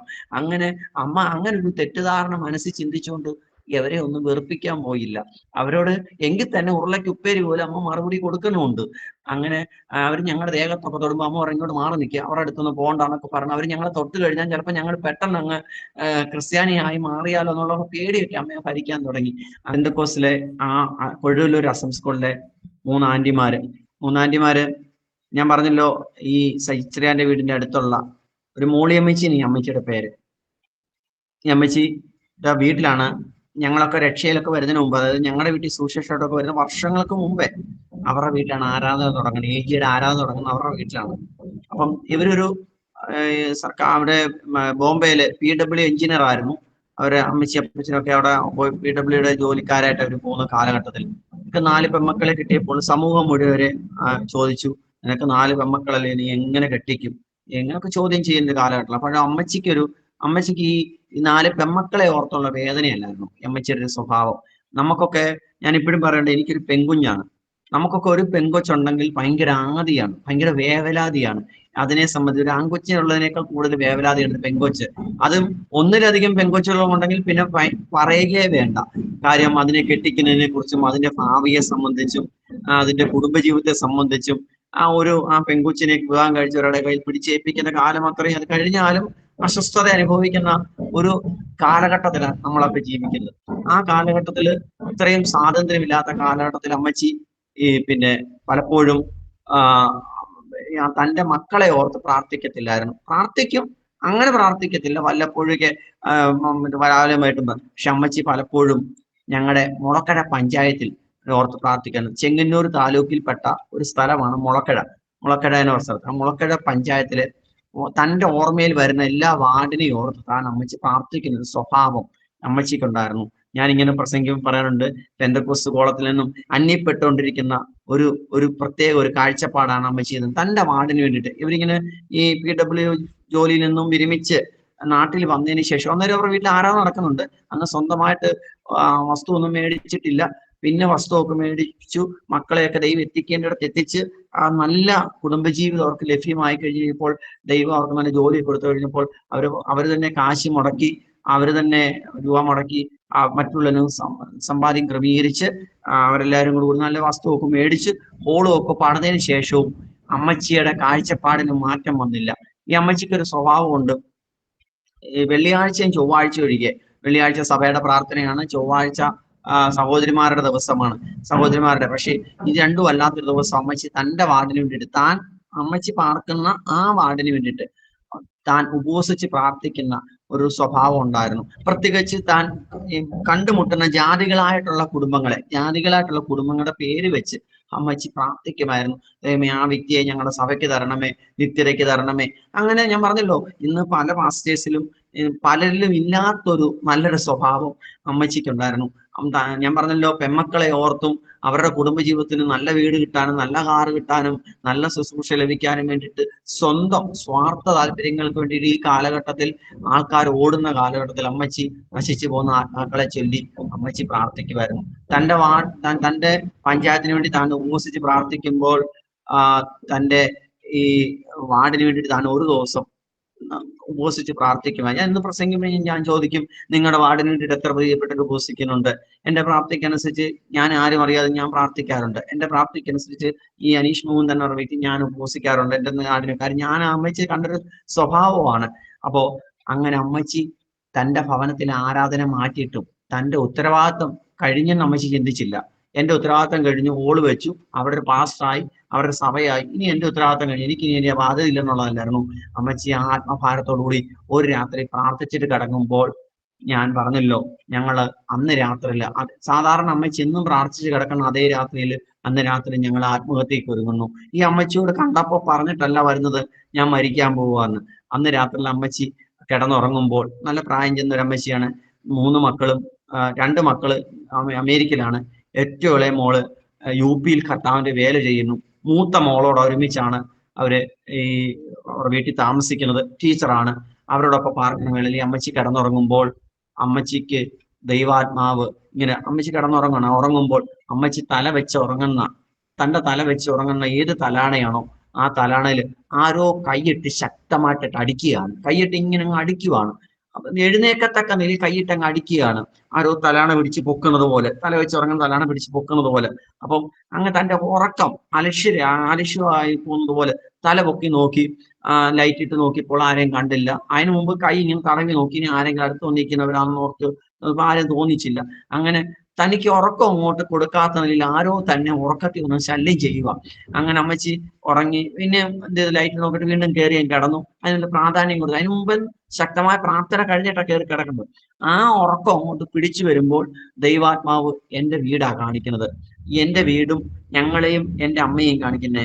എന്റെ പെങ്ങളെ അങ്ങോട്ട് അമ്മച്ചിക്ക് ഇങ്ങോട്ട് ഓർമ്മ വരുന്നില്ലെന്ന് പറഞ്ഞു. എങ്കിലും എന്നെയും ഒരു ഓല മേഞ്ഞ വീട്, ഇർന്ന് പൊളിയാറായ ഒരു വീട്, ചാണകം മെഴുകിയ വീട്, ഒരു വിളക്ക് കത്തിക്കുന്ന വീട്, നിലവിളക്ക് കത്തിക്കുന്ന ഹൈന്ദവ ആചാരം ഉള്ള ഒരു വീട്. അങ്ങനെ വിഷക്കുപ്പിയുമായിട്ട് നിൽക്കുന്നുണ്ട് എന്റെ മാതാവ്. അത് വ്യക്തമായിട്ട് കാണിക്കുന്ന അമ്മച്ചി പറഞ്ഞത്, ആട്ടുകല്ലിന്റെ കീഴില്, ഞങ്ങൾ ആട്ടുകല്ലിന്റെ മണനിളക്ക് കത്തിച്ച് ആട്ടുകല്ലിന്റെ അടുക്കൽ വന്ന് 3 പാത്രത്തിനകത്ത് സേമിയ പായസത്തിനകത്തേക്ക് ഈ മഞ്ഞ കലർന്ന ഈ വിഷം ഇങ്ങനെ അങ്ങോട്ട് ഒഴിക്കും. ഞാൻ മഞ്ഞ കളറിന്റെ വിഷമായിരുന്നു എന്റെ മാതാവ് ഒഴിക്കുന്നത് കണ്ടത്. അത് ഇങ്ങനെ ഒഴുക്കും, ഇങ്ങനെ സ്പൂണിട്ട് ഇളക്കുന്നത് ഇത് അമ്മ കാണുകയാണ്, ഈ അമ്മച്ചി കാണുകയാണ്. പശുവിന്റെ അലർച്ചയൊന്നും അമ്മച്ചി കണ്ടില്ല, കേട്ടില്ല. പക്ഷെ അങ്ങനെ അമ്മച്ചി ഈ കിടന്ന് അമ്മച്ചി ഒരു ഉറക്കത്തിനകത്ത് ഏതെല്ലാം സ്വപ്നങ്ങൾ മനുഷ്യൻ കാണും, എന്തെല്ലാം അതേപോലെ താൻ ഇങ്ങനെ കണ്ടിട്ട് അങ്ങ് കിടന്നു. അതിന് വലിയ പ്രാധാന്യം കൊടുക്കാൻ ലാഘവത്തോടുകൂടി അമ്മച്ചി കിടന്നുറങ്ങിയപ്പോൾ അമ്മച്ചിയോട് ദൈവാത്മാവ് ഇടപെടുകയാണ്. ഇന്ന് രാത്രിയിൽ നീ ഞാൻ ഈ കാണിച്ച ഈ വ്യക്തികളെ ഓർത്ത് ആ വീടിനെയും ആ 3 വ്യക്തികളെ ഇന്ന് രാത്രി നീ എന്റെ സന്നിധി നിന്ന് അവർക്ക് വേണ്ടി ഇടിവിൽ നിന്ന് കരഞ്ഞില്ലെങ്കിൽ ഞാൻ നിന്നോടും നിന്റെ സന്തതിയോടും അവരുടെ സന്തതികളോടും ഞാൻ കണക്ക് ചോദിക്കുമെന്ന് ദൈവാത്മാവ് ഇടപെടുവാനിടയായി തീർന്നു. Praise the Lord. ഹല്ലേലൂയ, സ്തോത്രം. ഈ ദൈവസഭയിലേക്ക് അടുത്തു വരുവാൻ ഒരു യോഗ്യതയില്ലാത്ത ഞങ്ങള്, സുവിശേഷ ലോകത്തെ വെറുത്ത ഞങ്ങൾ, ഒട്ടും അറപ്പും വെറുപ്പോടും കൂടി അവൻ മലിനമായി ഞങ്ങൾ കണ്ട ഈ മാർഗത്തെ, ക്രൂശിലെ സ്നേഹം അന്ന് രാത്രി ഞങ്ങളെ സ്നേഹിക്കുവാനിടയായി തീർന്നു. അന്ന് രാത്രിയില് ദൈവാത്മാവ് അമ്മച്ചിയോട്, അമ്മച്ചി കിടന്നുറങ്ങുമ്പോൾ വീണ്ടും കൈയിട്ട് അടിക്കുകയാണ്. നീ ഇന്ന് രാത്രിയില് അവർക്ക് വേണ്ടിയിട്ട് എന്റെ സന്നിധിയില്, എന്റെ മുമ്പിൽ അവർക്ക് വേണ്ടിയിട്ട് നീ പ്രാർത്ഥിച്ചില്ലെങ്കിൽ അവരുടെ രക്തത്തിന്റെ വില ഞാൻ തലമുറയോട് ചോദിക്കുമെന്ന് എണ്ണി തിട്ടപ്പെടുത്തി അംഗസംഖ്യ പറഞ്ഞു. അമ്മച്ചി ഭയപ്പെട്ടു പോയി. പ്രിയരെ, പ്രാർത്ഥിക്കുന്നവർക്ക് മാത്രമേ ഇത് വെളിപ്പെടുത്തത്തുള്ളൂ. ഈ വീഡിയോ കാണുന്ന പ്രിയരോട് ഞാൻ വിളിച്ചു പറയുന്നുണ്ട്, നീ ഏതെങ്കിലും അസമാധാനത്തിൽ അനുഭവിക്കുന്നെങ്കിൽ നിന്നെ ഓർത്ത് പ്രാർത്ഥിക്കുന്ന, നീ ഒരുപക്ഷെ വീട്ടിൽ കയറ്റത്തില്ലായിരിക്കും, വീട്ടിൽ നിന്ന് ഇറക്കി വിട്ടതായിരിക്കും, വീട്ടിൽ അംഗീകരിക്കാത്തതായിരിക്കും. ഒരുപക്ഷെ നിന്റെ മമ്മി പ്രാർത്ഥിക്കുന്നുണ്ടായിരിക്കും, നീ രക്ഷിക്കപ്പെട്ടിട്ട് യേശുവിനെ അറിഞ്ഞിട്ടില്ല, യേശുവിനോട് വെറുപ്പായിരിക്കും. പക്ഷെ ഞാൻ എന്റെ അനുഭവം കൊണ്ട് വിളിച്ചു പറയുന്നു, അവര് പ്രാർത്ഥിക്കുന്നത് കൊണ്ടാണ് നിനക്ക് ആത്മഹത്യ ചെയ്യാൻ കഴിയാത്തത്. അവര് പ്രാർത്ഥിക്കുന്നുണ്ടാണ് നിനക്ക് നാട് വിട്ടു പോകാൻ കഴിയാത്തത്. അവര് പ്രാർത്ഥിക്കുന്നത് കൊണ്ടാണ് നിനക്ക് ഈ ലോകത്തിൽ ഒന്നും ചെയ്യാൻ കഴിയാത്തത്. ആ ദൈവജനം നിന്നെ ഓർത്ത് പ്രാർത്ഥിക്കുന്നിടത്തോളം, സഹോദര സഹോദരി, മാതാവേ, കുടുംബമേ, നിങ്ങളെ ഓർത്ത് പെന്തക്കോസ്ത് കുലം പ്രാർത്ഥിക്കുന്നിടത്തോളം കാലം, ഈ രാജ്യത്തെ ഓർത്ത് പ്രാർത്ഥിക്കുന്നിടത്തോളം കാലം നിങ്ങൾ ചിന്തിച്ചതൊന്നും സംഭവിക്കത്തില്ല. നിങ്ങൾക്ക് ദോഷമായിട്ടൊന്നും ചെയ്യാൻ ദൈവം അനുവദിക്കത്തില്ല. കാരാഗൃഹ പ്രമാണിയെ പൗലോസ് ഓർത്ത് പ്രാർത്ഥിച്ചത് കൊണ്ടാണ് ആ ദോഷമായിട്ടൊന്നും കാരാഗൃഹ പ്രമാണിക്കൊന്നും സംഭവിക്കാതിരുന്നത്. പ്രിയരെ, ഞാൻ എൻ്റെ വാക്കിലേക്ക് മടങ്ങി വരട്ടെ. ആ രാത്രിയിൽ ആ മാതാവ് എഴുന്നേറ്റ് പ്രാർത്ഥിച്ചു. ഞങ്ങൾ സമയം കണക്ട് ചെയ്ത് നോക്കിയപ്പോൾ സത്യമാണ്. 4:30 വരെ ഈ അമ്മച്ചി ഉറങ്ങാതിരുന്ന് പ്രാർത്ഥിച്ചതിന്റെ കൊണ്ടാണ് 4:30 വരെ ഞങ്ങളുടെ വീട്ടില് ഈ പശു കിടന്ന് അലറിയത്, ഞങ്ങൾ ഉറങ്ങിപ്പോയത്. ആമേൻ, സ്തോത്രം. ആമേൻ, ഹല്ലേലൂയ. നാക്കെടുക്കാ പ്രാണികളെ കൊണ്ട് ഞങ്ങളുടെ മരണത്തെ ദൈവം ചെയ്തു തടയുവാനിടയായി തീർന്നു. ഞങ്ങൾ വളർത്തുന്ന പശുക്കളെ കൊണ്ട് തന്നെ ഞങ്ങളുടെ മരണത്തെ ദൈവം തടഞ്ഞു നിർത്തുവാനിടയായി തീർന്നു. ദൈവം ഞങ്ങളോട് ഒരു ദൂതുണ്ട്, പറയാതെ പറഞ്ഞൊരു ദൂതുണ്ട്. നിന്നെ വിളിക്കുമ്പോൾ, നിന്നെയും നിന്റെ കുടുംബത്തെയും ഞാൻ വിളിക്കുമ്പോൾ നീ വന്നാ മതി, അല്ലാതെ നീ മരണപ്പെടേണ്ട കാര്യമില്ല. നിനക്ക് വേണ്ടിയിട്ട് ഞാൻ ക്രൂശിൽ മരിച്ചതാണ്. അങ്ങനാണ് ഈ മാതാവ് എഴുന്നേറ്റ് ഈ അമ്മച്ചി ഇരുന്ന് പ്രാർത്ഥിച്ചു. നമ്മളൊക്കെ പ്രാർത്ഥിക്കുന്ന ദൈവമക്കളെ സംബന്ധിച്ചിടത്തോളം പ്രാർത്ഥിക്കുമ്പോൾ നമ്മൾ എന്ത് ചെയ്യും? പെട്ടെന്ന് മറ്റൊരാൾ പ്രാർത്ഥിക്കുന്ന ഒരു വ്യക്തിയെ നമ്മൾ അറിയിക്കും, ഇല്ലേ? നമ്മൾ സ്വാഭാവികമായിട്ട് നമ്മൾ എന്ത് ചെയ്യും? നമ്മളെ ഓർക്കും. പ്രാർത്ഥിക്കുന്ന ആരൊക്കെ ഉണ്ട് നമ്മളോടൊപ്പം ഒരു കണ്ണിക പോലെ പ്രാർത്ഥിക്കാൻ ആരോട് നമ്മൾ അവരോട് ഷെയർ ചെയ്യാൻ വേണ്ടി വിളിക്കും. അങ്ങനെ ഈ അമ്മച്ചി എന്ത് ചെയ്തു? തന്റെ മക്കളോട് പറഞ്ഞേക്കാൾ മുമ്പേ, ഭർത്താവിനോട് പറഞ്ഞ മുമ്പ് എന്ത് ചെയ്തു? പെട്ടെന്ന് തന്നെ അന്ന് രാവിലെ സഭയിലെ പാസ്റ്ററോട് പറയാം. ദേശത്തിന് വേണ്ടി വേലി കെട്ടി പ്രാർത്ഥിക്കുന്ന ആളല്ലയോ പാസ്റ്റർ, അതുകൊണ്ട് പാസ്റ്ററോട് പറഞ്ഞേക്കാമെന്ന് ഓർത്തുകൊണ്ട് പാസ്റ്ററോട് പറഞ്ഞു. കാര്യം ഞങ്ങളെ നന്നായിട്ട് അറിയാം, അറിയപ്പെട്ട വലിയ പ്രമാണികളും വലിയ കുടുംബക്കാരൊക്കെയാണ് ഞങ്ങൾ പണ്ടത്തെ. അപ്പൊ അത് ഈ വീട്ടുപേരും ഞങ്ങളുടെ സൗകര്യങ്ങളൊക്കെ അന്നത്തെ കാലത്ത് ഈ അമ്മച്ചിക്ക് അറിയാവുന്നതുകൊണ്ട് ഞങ്ങളൊരു പഴയ നായർ കുടുംബത്തിലെയും വലിയ പേരുകെട്ട പ്രമാണികളായിരുന്നത് കൊണ്ട് അന്നത്തെ കാലത്തെ അമ്മ എല്ലാം സൂക്ഷിച്ചു പോയതല്ലയോ, ആയതുകൊണ്ട് ഒന്ന് പറഞ്ഞേക്കാമെന്ന് ഓർത്തുകൊണ്ട് പാസ്റ്ററെ വിളിച്ചപ്പോൾ പാസ്റ്റർ ഏജിയുടെ സെക്ഷന്റെ മീറ്റിങ്ങിന് പോകാൻ കുളിക്കുമായിരുന്നു. താൻ ബാത്റൂം കുളിക്കുന്നത് കൊണ്ട് ലാൻഡ് ഫോൺ പാസ്റ്റാൻഡി എടുത്തത്. പാസ്റ്റാൻഡി ഫോൺ പെട്ടെന്ന് കേട്ടപ്പോൾ അമ്മ ഇങ്ങനെ പാസ്റ്റാൻഡി എടുത്തല്ലോ, എന്നാ പാസ്റ്റാൻഡിയോട് പറഞ്ഞേക്കാന്ന് ഓർത്തുകൊണ്ട് ഈ അമ്മച്ചി പുള്ളി വിടാതെ കാര്യാദികൾ അങ്ങോട്ട് വിവരിക്കാൻ തുടങ്ങിയപ്പോൾ ഞാൻ ഇങ്ങനെ പറയാറുണ്ട്, അമ്മാമ എന്ത് ചെയ്തു? ഷോക്ക് അടിച്ചത് ഐസ് കട്ടയ്ക്കകത്ത് വീണ് മരവിച്ച് നിൽക്കുന്നത് പോലെ ഒട്ടും ചലിക്കാൻ പറ്റാത്ത നിലവാരത്തിലൊക്കെയാണ്. അപ്പോൾ ഫോൺ ചെയ്ത മറുതലക്കിൽ നിന്നും അമ്മച്ചി ഈ മോളിയമ്മച്ചി ചോദിച്ചു, അമ്മാമ എന്താ മിണ്ടാ നിൽക്കുന്നത്? ഞാൻ പറഞ്ഞിട്ട് അമ്മാമ കേൾക്കുന്നത് ഫോൺ വെച്ച്. അല്ല അമ്മാമേ, ഇത് ഇന്നലെ ഇതേ സ്വപ്നം ഞാൻ ഇന്നലെ രാത്രിയിൽ ഞാനും കാണുവാനിടയെ തീർന്നു. പക്ഷെ ആ കുടുംബം ഏതാണ് എനിക്ക് അറിയത്തില്ല. കാര്യം ഈ പാസ്റ്ററും ഭാര്യയും വേറെ സ്ഥലം മാറി ഞങ്ങളുടെ സഭയിൽ വന്ന് ശുശ്രൂഷിക്കുക. ഞങ്ങളുടെ വീടിനെ കുറിച്ച് അറിയത്തില്ല. കാരണം ഞങ്ങളുടെ ഏരിയയിലൊന്നും ബന്ധക്കോസ്തുകാരെ കേട്ടത്തില്ല. അപ്പം അവർക്ക് അങ്ങനെ വലിയ ബന്ധമില്ല. അപ്പം ഞാനിങ്ങനെ വല്ലാത്ത ആത്മഭാരത്തിൽ ഇരിക്കുമായിരുന്നു. ഞാൻ ഇതുവരെ അച്ചായനോട് ഇത് പറഞ്ഞില്ല. പക്ഷെ ഇതെങ്ങനെ പറയും? ആരോ ഏത് വീടാണ് പോയി തപ്പി പിടിക്കുന്നത്, ഇനി തോന്നിയതാണെന്ന് ഓർക്കണം. പക്ഷെ ഒരു വിളക്ക് കത്തിക്കുന്ന ഹിന്ദുക്കളുടെ കുടുംബമാണ്. അവർ ആത്മഹത്യക്ക് ഒരുങ്ങിയിട്ടുണ്ട്. അവർ ആ വാക്കി വിഷമുണ്ടല്ലോ, അവർ പൊതിഞ്ഞ് ഒരു ട്രങ്ക് വട്ടിക്കകത്ത് ഒരു പാത്ത് വെച്ചിട്ടുണ്ടെന്ന് പാസ്റ്റർമാമ പറഞ്ഞു. ഇത് തന്നെ അമ്മച്ചിയും പറഞ്ഞു, കണ്ടിട്ടുണ്ടെന്ന് പറഞ്ഞു. അങ്ങനെ രണ്ട് സ്ത്രീകൾ വരുന്നത് എങ്ങനെ? അങ്ങനെ സഭയിലെ 1-2 പേരെയും വിളിച്ചു. പലരും പറഞ്ഞു, ഞങ്ങളൊന്നും കണ്ടില്ല, ഞങ്ങൾ ഒരു സ്വപ്നവും കണ്ടില്ല, വിഷക്കുപ്പിയും കണ്ടില്ല. ചിലവരങ്ങനെയാണ്, നാടിനെ ഓർത്ത് പ്രാർത്ഥിക്കാതിരിക്കുന്നവർ. ആത്മഭാരം ഇല്ലാത്തവർക്ക് ദൈവം ഒന്നും വെളിപ്പെടുത്തത്തില്ല. ദൈവത്തോട് തന്റെ രാജ്യത്തിന് വേണ്ടി, തന്റെ നാടിന് വേണ്ടി പ്രാർത്ഥിക്കുന്നവർക്ക് ദൈവം വെളിപ്പെടുത്തുവാനിടയായി തീരും. അങ്ങനെ ആത്മഭാരമുള്ള ഒരു യോഹന്നാൻ അപ്പോസ്തലൻ ഉണ്ടായിരുന്നത് കൊണ്ടാണ് വരുവാനുള്ള ഭാവിയെ കുറിച്ച് യോഹന്നാൻ അപ്പോസ്തലൻ വെളിപ്പെടുത്തിയത്. പ്രിയരെ, ഞാൻ മടങ്ങി വരട്ടെ. ആ ഘട്ടത്തിൽ അങ്ങനെ സഭയിലെ 1-2 ആന്റിമാരെയും സുവിശേഷാത്മാവുള്ള ആത്മഭാരമുള്ള ആന്റിമാരെയും കൂട്ടി ഞങ്ങളുടെ വീട്ടിലേക്ക് വന്നത്. ഇവര് ഇത് ഞങ്ങളോട് പറഞ്ഞു. ഈ ഇന്നലെ അപ്പൊ അമ്മ പറഞ്ഞു, ഞങ്ങൾ ഇന്നലെ രാത്രി ആത്മഹത്യക്ക് ആര് പറഞ്ഞു? ഞങ്ങൾക്ക് അതിന്റെ ആവശ്യമൊന്നുമില്ല. ഞങ്ങളുടെ പേരെന്ന് പറഞ്ഞാൽ ഭയങ്കര പേരാണ്. അപ്പോഴും ഞങ്ങളുടെ അഹങ്കാരത്തിന് ഒട്ടും കുറവില്ല. ഞങ്ങൾ അന്നേരവും ഞങ്ങൾ അഹങ്കാരത്തിന്റെ കൊടുമുടി നിൽക്കുമ്പോഴും ഇവര് അവസാനം അമ്മ പറഞ്ഞു, ഒന്നാമത് ഞങ്ങൾ ഇന്ന് ഉറക്കം തൂങ്ങുകയും കൂടെ. കാര്യം ഞങ്ങൾക്കൊന്ന് ഉറങ്ങിക്കൊള്ളാനുണ്ട്. അമ്മയ്ക്ക് ഒന്നാമത് എല്ലാം കൊണ്ടുള്ള അസ്വസ്ഥത കൊണ്ട് നിൽക്കുക. ഇവരെ ഇരുത്താൻ താല്പര്യമില്ല. ഇതിനിടയ്ക്ക് ഞങ്ങളുടെ വീടിന്റെ വാതിലിൽ കൂടെ പോകുന്നവരൊക്കെ ഞങ്ങളുടെ വീട്ടിലേക്ക് എത്തി നോക്കും, ഇതാരെ ബന്ധക്കോസ്, പേടിയാണ്. അങ്ങനെ അവര് എങ്ങനെയോ അമ്മ പുറത്തിറക്കി സ്നേഹത്തോടെ അവർ പുറത്തിറക്കിയപ്പോൾ അവരൊരു മോളെ ചില വെള്ളം തരുമോ ചോദിച്ചു കുടിക്കുക. അമ്മ പറഞ്ഞു, എന്തിനാ ചോദിച്ചു. കുടിക്കാനാന്ന് പറഞ്ഞു. അമ്മ പറഞ്ഞേ, ഇവിടെ വെള്ളമൊന്നുമില്ല. ഞാനിപ്പോഴും ഞങ്ങൾ മറ്റൊരു വീട്ടിൽ പോയല്ലേ വെള്ളം കോരുന്നത്. ഞങ്ങളുടെ വീട്ടിൽ നല്ലോണം വെള്ളമുണ്ട്. നല്ല ഫ്രീസറിന് എടുത്തതുപോലുള്ള തണുപ്പുള്ള വെള്ളമാണ് കിണറ്റിനകത്ത്. കാര്യം ചീങ്കൽപ്പാറയിൽ വെട്ടിയ കിണറാണ് ഞങ്ങളുടെ. നല്ല 3 റിങ് വെള്ളം മുങ്ങിക്കിടക്കുന്ന കിണറ്റിനകത്ത് വെള്ളം ഉള്ളപ്പോ അമ്മയോട് ചോദിച്ചപ്പോൾ അവര് പറയാണ്, പാലിരിപ്പുണ്ട്, ചായ ഇട്ട് കൊടുക്കാം. അമ്മ പറഞ്ഞു, ഇവിടെ വെള്ളമൊന്നുമില്ല, വെള്ളം തരാനൊന്നുമില്ല. നാണോ മാനോ ഇല്ല നാട്ടിൽ ഓരോ വീട്ടിൽ കയറി വെള്ളം കുടിക്കാനായിട്ട്. നിങ്ങളുടെ വീട്ടിൽ പോയി കിടന്ന് കൂടെ, വേറെ ജോലിയൊന്നും ഇല്ലയോ? അങ്ങനെ കാര്യം തലേരാത്രി വിഷം കുടിക്കാൻ പറ്റാത്തത്. അപ്പോൾ അവർ തിരിഞ്ഞു നിന്നൊരു പറഞ്ഞൊരു കാര്യമുണ്ട്, മോളെ നിർമ്മലെ, ഞാൻ നിങ്ങളോടൊരു കാര്യം പറയാം. ദൈവം ഞങ്ങൾക്ക് കഴിഞ്ഞ രാത്രി സ്വസ്ഥത തരാഞ്ഞിട്ടാ ഞങ്ങളിവിടെ വന്നത്. പിന്നെ ഞങ്ങൾ ഒരു കാര്യം കൂടെ പറയാം. ഞങ്ങൾ പ്രാർത്ഥിക്കുന്നിടത്തോളം കാലം ഞങ്ങൾ നിനക്ക് വേണ്ടി കരയുന്നിടത്തോളം കാലം നീ നിന്റെ ഡ്രിങ്ക് പട്ടിക്കകത്ത് പൊതിഞ്ഞു വെച്ചിരിക്കുന്ന വിഷമുണ്ടല്ലോ, അത് കുടിക്കുവാൻ ദൈവം നിന്നെ അനുവദിക്കത്തില്ലെന്ന് പറഞ്ഞു. ഒന്നര ഞാൻ ഇപ്പോഴും ഓർക്കുന്നുണ്ട്. എന്റെ മാതാവ് ഒരു 3 മാസത്തോളം, 1.5 മാസത്തിന് മേളത്തോളം എന്റെ മാതാവ് ആ വിഷം സൂക്ഷിച്ചു വെച്ചു. പിന്നെ എപ്പോഴോ അത് ഘട്ടത്തില് അമ്മ അത് എടുത്ത് കളയുവാനിടയിൽ തരുന്നു. ഒരു പ്രാർത്ഥനയുടെ ശക്തി, ഒരു പ്രാർത്ഥനയുടെ ശക്തി.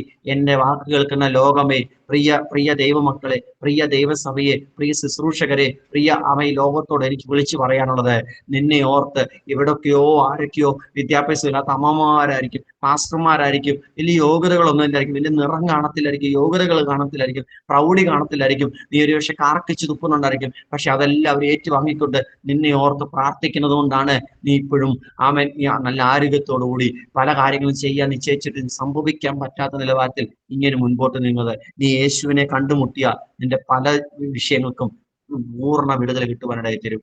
അങ്ങനെ ഈ ഒരു 3 ആന്റിമാര് സഭയിൽ എന്ത് ചെയ്തു? ഞങ്ങളുടെ വിഷയം അങ്ങ് എഴുതി വെച്ച് പ്രാർത്ഥിക്കാൻ തുടങ്ങി. അവര് ഞങ്ങളങ്ങ് ഏറ്റെടുത്തു. ഞങ്ങളുടെ വീട്ടില് ഇതിനിടയ്ക്ക് പലപ്പോഴും ആത്മഹത്യക്കൊക്കെ അമ്മ പിന്നെ അറിയാതെയൊക്കെ ശ്രമിച്ചു നോക്കി, ഒന്നും നടന്നില്ല. ഇതിനിടയ്ക്ക് വീണ്ടും സജിച്ചെറിയാന്റെ വീട്ടിൽ ജോലിക്ക് ചെന്നപ്പോൾ അവര് ചോദിച്ചു, എന്താ നിർമ്മല നീ പോയിട്ട് എന്ത് നീ എങ്ങോട്ട് പോയി? ഓ അമ്മാമ്മ, അത് പോയ കാര്യം നടന്നില്ല, പോയ കാര്യം പ്രതീക്ഷിച്ച പോലെ നടന്നില്ല, കിടക്കൊന്നും വന്നതൊന്നുമില്ല, ഒറ്റാലി കിടന്നതുമില്ല എന്നൊരു ആശയത്തിൽ ഒരു പഴഞ്ചൊല്ല് വെച്ച് അമ്മ അങ്ങ് അർത്ഥം വെച്ച് അങ്ങ് മൂളിക്കൊടുത്തു. അങ്ങനെ ഞങ്ങൾ അത്യാവശ്യ ഘട്ടത്തിൽ അങ്ങനെ പോയി. 1 വർഷം കഴിഞ്ഞപ്പോഴത്തേക്ക് എന്റെ പിതാവ് വടക്കേ നിന്ന് വീണ്ടും വന്നു. അപ്പോഴേ ഞങ്ങളുടെ ഉള്ള സമാധാനം കൂടെ പോയി. വീണ്ടും താൻ ഞാൻ വന്നപ്പോഴറിയുന്നത് താൻ അടുത്ത ജോലിയെല്ലാം കളഞ്ഞേച്ച് ഇവിടെ താൻ ജോലിക്ക് ശ്രമിക്കാൻ പോവാണ്. താൻ ഇവിടെ ഒരു സിമന്റ് കമ്പനി ഇടാൻ പോവാന്നുള്ള പറഞ്ഞു. അതിനുള്ള കയ്യിൽ വരുമാനമൊന്നുമില്ല. തന്റെ ഭാഷയിൽ പറഞ്ഞ തന്റെ ലഹരിക്ക് ഉള്ള കാശ് പോലും തന്റെ കയ്യിൽ ഇല്ല. അപ്പോൾ അമ്മയെ കണ്ടുകൊണ്ടും ഞങ്ങളുടെ വസ്തുവകകൾ ഉണ്ടായിരിക്കുന്ന 5 സെന്റ് സ്ഥലം കണ്ടോണ്ടാ താൻ ഇതൊക്കെ പറയുന്നത്. താൻ സിമന്റ് ചെറിയ ഗോഡൗൺ തുടങ്ങാൻ പോവാണെന്നൊക്കെ പറഞ്ഞുകൊണ്ടാ നാട്ടിലെല്ലാവരും പറഞ്ഞു നടക്കും. അപ്പൊ തന്നെ താൻ മദ്യപാനത്തിലാണ്. അങ്ങനെ ഇരിക്കുവല്ലേ ഞങ്ങൾക്ക് ഒരു വീട് സർക്കാർ അനുവദിച്ചു. സജി ചെറിയാന്റെ ബലത്തിൽ അവരുടെ കെയറോഫിൽ ഞങ്ങൾക്ക് ഒരു വീട് അനുവദിച്ചു. പഞ്ചായത്തിന് വീട് അനുവദിച്ച് കിട്ടി.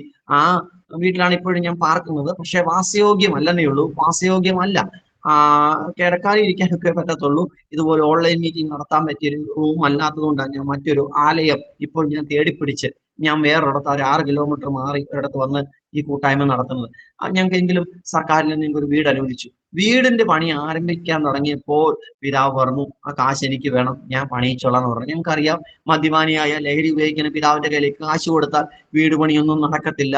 അമ്മ പറഞ്ഞു നടക്കത്തില്ല, പൈസ തരത്തില്ല എന്ന് പറഞ്ഞു. സർക്കാരിന്റെ കാശാണ്, നമ്മുടെ കുടുംബ സ്വത്തല്ല, നമ്മുടെ കുടുംബത്തിൽ നിന്ന് കിട്ടിയ നന്മയൊന്നും അല്ല, അത് എനിക്ക് നിങ്ങളുടെ തരാൻ പറ്റത്തില്ലെന്ന് പറഞ്ഞു. അതിന്റെ പേരിൽ ബഹളമായി, അടിയായി, പ്രശ്നങ്ങളായി, അങ്ങനെ ആകെ വിഷയങ്ങളായി. പണി ഒരു സൈഡിൽ നടക്കുമ്പോൾ അപ്പുറത്ത് ഷെഡ് കെട്ടി താമസിക്കുന്ന എന്റെ വീട്ടിനകത്ത് ഭയങ്കര ബഹളം. പലപ്പോഴും പണിക്കാർ വന്നാൽ ഞങ്ങളുടെ അമ്മയും അച്ഛനും പിടിച്ചു മാറ്റുന്നത്. അങ്ങനെ പൈസ കൊടുക്കണം. ഒരു ഘട്ടം വരെ എങ്ങനെയൊക്കെയോ എന്റെ അമ്മ എന്ത് ചെയ്തു, ആ വീടിന്റെ പണി അത്യാവശ്യം ഒന്ന് ചെയ്യിപ്പിച്ചു. ഫൗണ്ടേഷന്റെ അല്ലെങ്കിൽ പെരത്തറ കെട്ടിയെടുത്തു. ഫോട്ടോ കൊടുത്താൽ മാത്രമേ അടുത്ത ഗഡു കിട്ടത്തുള്ളൂ. അങ്ങനെയായിരുന്നു 3 ഘട്ടമായിട്ട്. അങ്ങനെ പൈസ കിട്ടാൻ വേണ്ടിയിട്ട് അടുത്ത ഘട്ടത്തിന് വേണ്ടി കാത്തിരിക്കുമ്പോൾ എന്റെ പിതാവ് വീട്ടിനകത്ത് ആ മാതാവ് അത് പണിയിക്കാത്തതിന്റെ പേരിൽ കടക്കാരിൽ ഓരോരുത്തരോരുത്തരൊന്ന് കാശി ചോദിക്കാൻ തുടങ്ങി. താൻ തന്നെ നാട്ടിൽ നടന്ന് വീമ്പ് പറഞ്ഞു, ഞാൻ സിമന്റ് ഫാക്ടറി തുടങ്ങാൻ പോകുന്നു പറഞ്ഞിട്ട് തന്റെ പൈസ ഉണ്ടെന്ന് ഓർത്തുകൊണ്ട് കടക്കാരിൽ ഓരോരുത്തരൊന്ന് ചോദിക്കാൻ തുടങ്ങി. സ്വർണം പണയം വെച്ചിട്ട് ചോദിക്കാൻ തുടങ്ങി. അങ്ങനെ ഞങ്ങളുടെ കഷ്ടതകളൊക്കെ അറിഞ്ഞുകൊണ്ട് പിതാവിനോട് ചോദിക്കാൻ തുടങ്ങിയപ്പോൾ തനിക്ക് ലഹരിയും കൂടി കിട്ടാതെ കഴിഞ്ഞപ്പോൾ എവിടുന്നോ ആരാണ്ട് കനിഞ്ഞു കൊടുത്ത് അല്പം പൈസ കൊണ്ട് പോയി ഏതോ ഒരു വിഷത്തിന്റെ പേരും പറഞ്ഞ് അല്പം മദ്യവും ഒരു ചെറിയൊരു മദ്യവും ഒരു കുപ്പി മേടിച്ചോണ്ട് വന്നിട്ട് ഞങ്ങളെ മാറ്റിയിരുത്തി. അങ്ങനെ ഞങ്ങളെ ജീവിതത്തിൽ ഒരിക്കൽ പോലും കണ്ടിട്ടില്ല. താൻ മൃഗത്തോട് പെരുമാറുന്ന പോലെ ഞങ്ങളോട് പെരുമാറിയിട്ടില്ല. അപ്പം ഞങ്ങളോട് ഒരിക്കലും ഞങ്ങളെ ആശ്ലേഷിച്ചിട്ടില്ല, കൈകൊണ്ടൊന്നും തലോടിയിട്ടില്ല. മരണത്തിന്റെ തീരുമാനം എടുക്കുന്ന അന്ന് രാത്രിയിൽ എന്റെ പിതാവ് താൻ മരിക്കാൻ വേണ്ടി തീരുമാനം. അപ്പൊ എന്റെ മാതാവ് മരിക്കാനല്ല, വീട് കിട്ടിയില്ലയോ, ആ വീട് കിട്ടിയ സന്തോഷത്തില് വീടിന്റെ കാര്യങ്ങൾ കൊണ്ട് ഓടുന്നതാണ്. പകൽ മുഴുവൻ വീട്ടു ജോലി ചെയ്യും, എന്നിട്ട് വൈകുന്നേരം വരും, ഇങ്ങനെയുള്ള കാര്യങ്ങൾ. ഇടയ്ക്കൊക്കെ അവധി എടുക്കും, വീട്ടു ജോലിക്ക് വേണ്ടിയിട്ട് ഇടയ്ക്കൊക്കെ അവധി എടുക്കും. ഇങ്ങനെ ഘട്ടത്തിൽ എന്റെ പ്രിയപ്പെട്ട മാതാവ് ജോലിക്ക് പോയ സമയം നോക്കി ഞങ്ങളെ വിളിച്ചിരുത്തിയിട്ട് ഒത്തിരി കരഞ്ഞു. അന്ന് ഞങ്ങളുടെ പിതാവിന്റെ ആദ്യമായിട്ടുള്ള സ്നേഹം ഞങ്ങൾ അനുഭവിക്കണം. ഞങ്ങളെ കെട്ടിപ്പിടിച്ച് കരഞ്ഞിട്ട് ഒത്തിരി ചുംബനമൊക്കെ തന്നിട്ട് പറഞ്ഞു, ഞങ്ങൾ നിന്നെ സ്നേഹിച്ചിട്ടില്ല മോനെ, നിന്നെ ഞങ്ങൾ കൊല്ലാൻ ഞാൻ ശ്രമിച്ചിട്ടുണ്ട്. പെങ്ങളെയും കുറെ കെട്ടിപ്പിടിച്ച് ഒത്തിരി കരഞ്ഞതിന് ശേഷം ഞങ്ങളോട് പറഞ്ഞു, അച്ഛൻ പോവാണ്. ഇനി അച്ഛൻ തിരിച്ചു വരത്തില്ല. ഞങ്ങൾ ചോദിച്ചോട്ടെ, അച്ഛൻ ഇനി ജീവിക്കാൻ താല്പര്യമില്ല മോനെ, ഞങ്ങൾ പോവാണ്, അമ്മയ്ക്കൊരു സന്തോഷം ഞാൻ കൊടുത്തിട്ടില്ല, ഇനി അമ്മയുടെ ശരീരം കൊണ്ട് ഒരു ഗുണവും ഇനി ഉണ്ടാകത്തില്ല, അതുപോലെ ഞാൻ നശിപ്പിച്ചതാണ് എന്നൊക്കെ ഒരു കുറ്റബോധത്തോടുകൂടി താൻ എന്ത് ചെയ്തു, അന്ന് അങ്ങനെ പറഞ്ഞു നാളെ അച്ഛൻ അങ്ങ് പോവെന്ന് പറഞ്ഞു. അപ്പൊ ഞങ്ങള് അന്ന് രാത്രിയില് എന്നിട്ട് പറഞ്ഞു ഒന്നും അച്ഛന് മേടിച്ചു തരാനായിട്ട് ഒന്നും അച്ഛന്റെ കയ്യിൽ, അച്ഛനെ ശപിക്കരുത്, അച്ഛനെ കുറിച്ച് ആരോടും നല്ലതും പറയില്ല ദോഷവും പറയരുത് എന്നൊക്കെ ഞങ്ങളോട് പറഞ്ഞിട്ട് ചേർത്ത് പിടിച്ചിട്ട് ഈ പണിക്കാരെല്ലാം ഇത് നോക്കിക്കൊണ്ട് നിൽക്കുകയാണ്. അവര് പറഞ്ഞു മോഹൻദൻ ജീവിക്കാൻ പഠിച്ചെന്ന് തോന്നുന്നു, മോഹൻദൻ എന്നെ കരയാൻ തുടങ്ങി. അങ്ങനെ കരയുന്നൊരു വ്യക്തിയല്ല. അങ്ങനെ താൻ എന്ത് ചെയ്തു, അന്ന് രാത്രിയിൽ എന്റെ മാതാവ് റേഷൻ കടയിൽ പോയ സമയം നോക്കി എന്റെ പിതാവ് അന്ന് വീടിന്റെ പുറവശത്ത് പോയി ആ മദ്യത്തിനകത്ത് വിഷം കലർത്തി താൻ എന്ത് ചെയ്തു, കുടിച്ച് അന്ന് രാത്രി ലോകത്തോട് വിട പറയും. ഞാൻ ഇപ്പോഴും ഓർക്കുന്നുണ്ട്, 2000 എന്ന് പറഞ്ഞ വർഷത്തില്, 2000 എന്ന് പറഞ്ഞ 1999 കഴിഞ്ഞ് 2000 എന്ന് പറഞ്ഞ അടുത്ത വർഷത്തിലേക്ക് എടുക്കുന്ന ആ വർഷം, ഏപ്രിൽ മാസം 3-ാം തീയതി ഒരു തിങ്കളാഴ്ച രാത്രിയിൽ, ആ ഡേറ്റ് എനിക്ക് കൃത്യമായിട്ട് എനിക്ക് ഓർമ്മയുണ്ട്, തിങ്കളാഴ്ച രാത്രി എന്റെ പിതാവ് വിഷമടിച്ച് ലോകത്തിന് മാറ്റപ്പെട്ടു.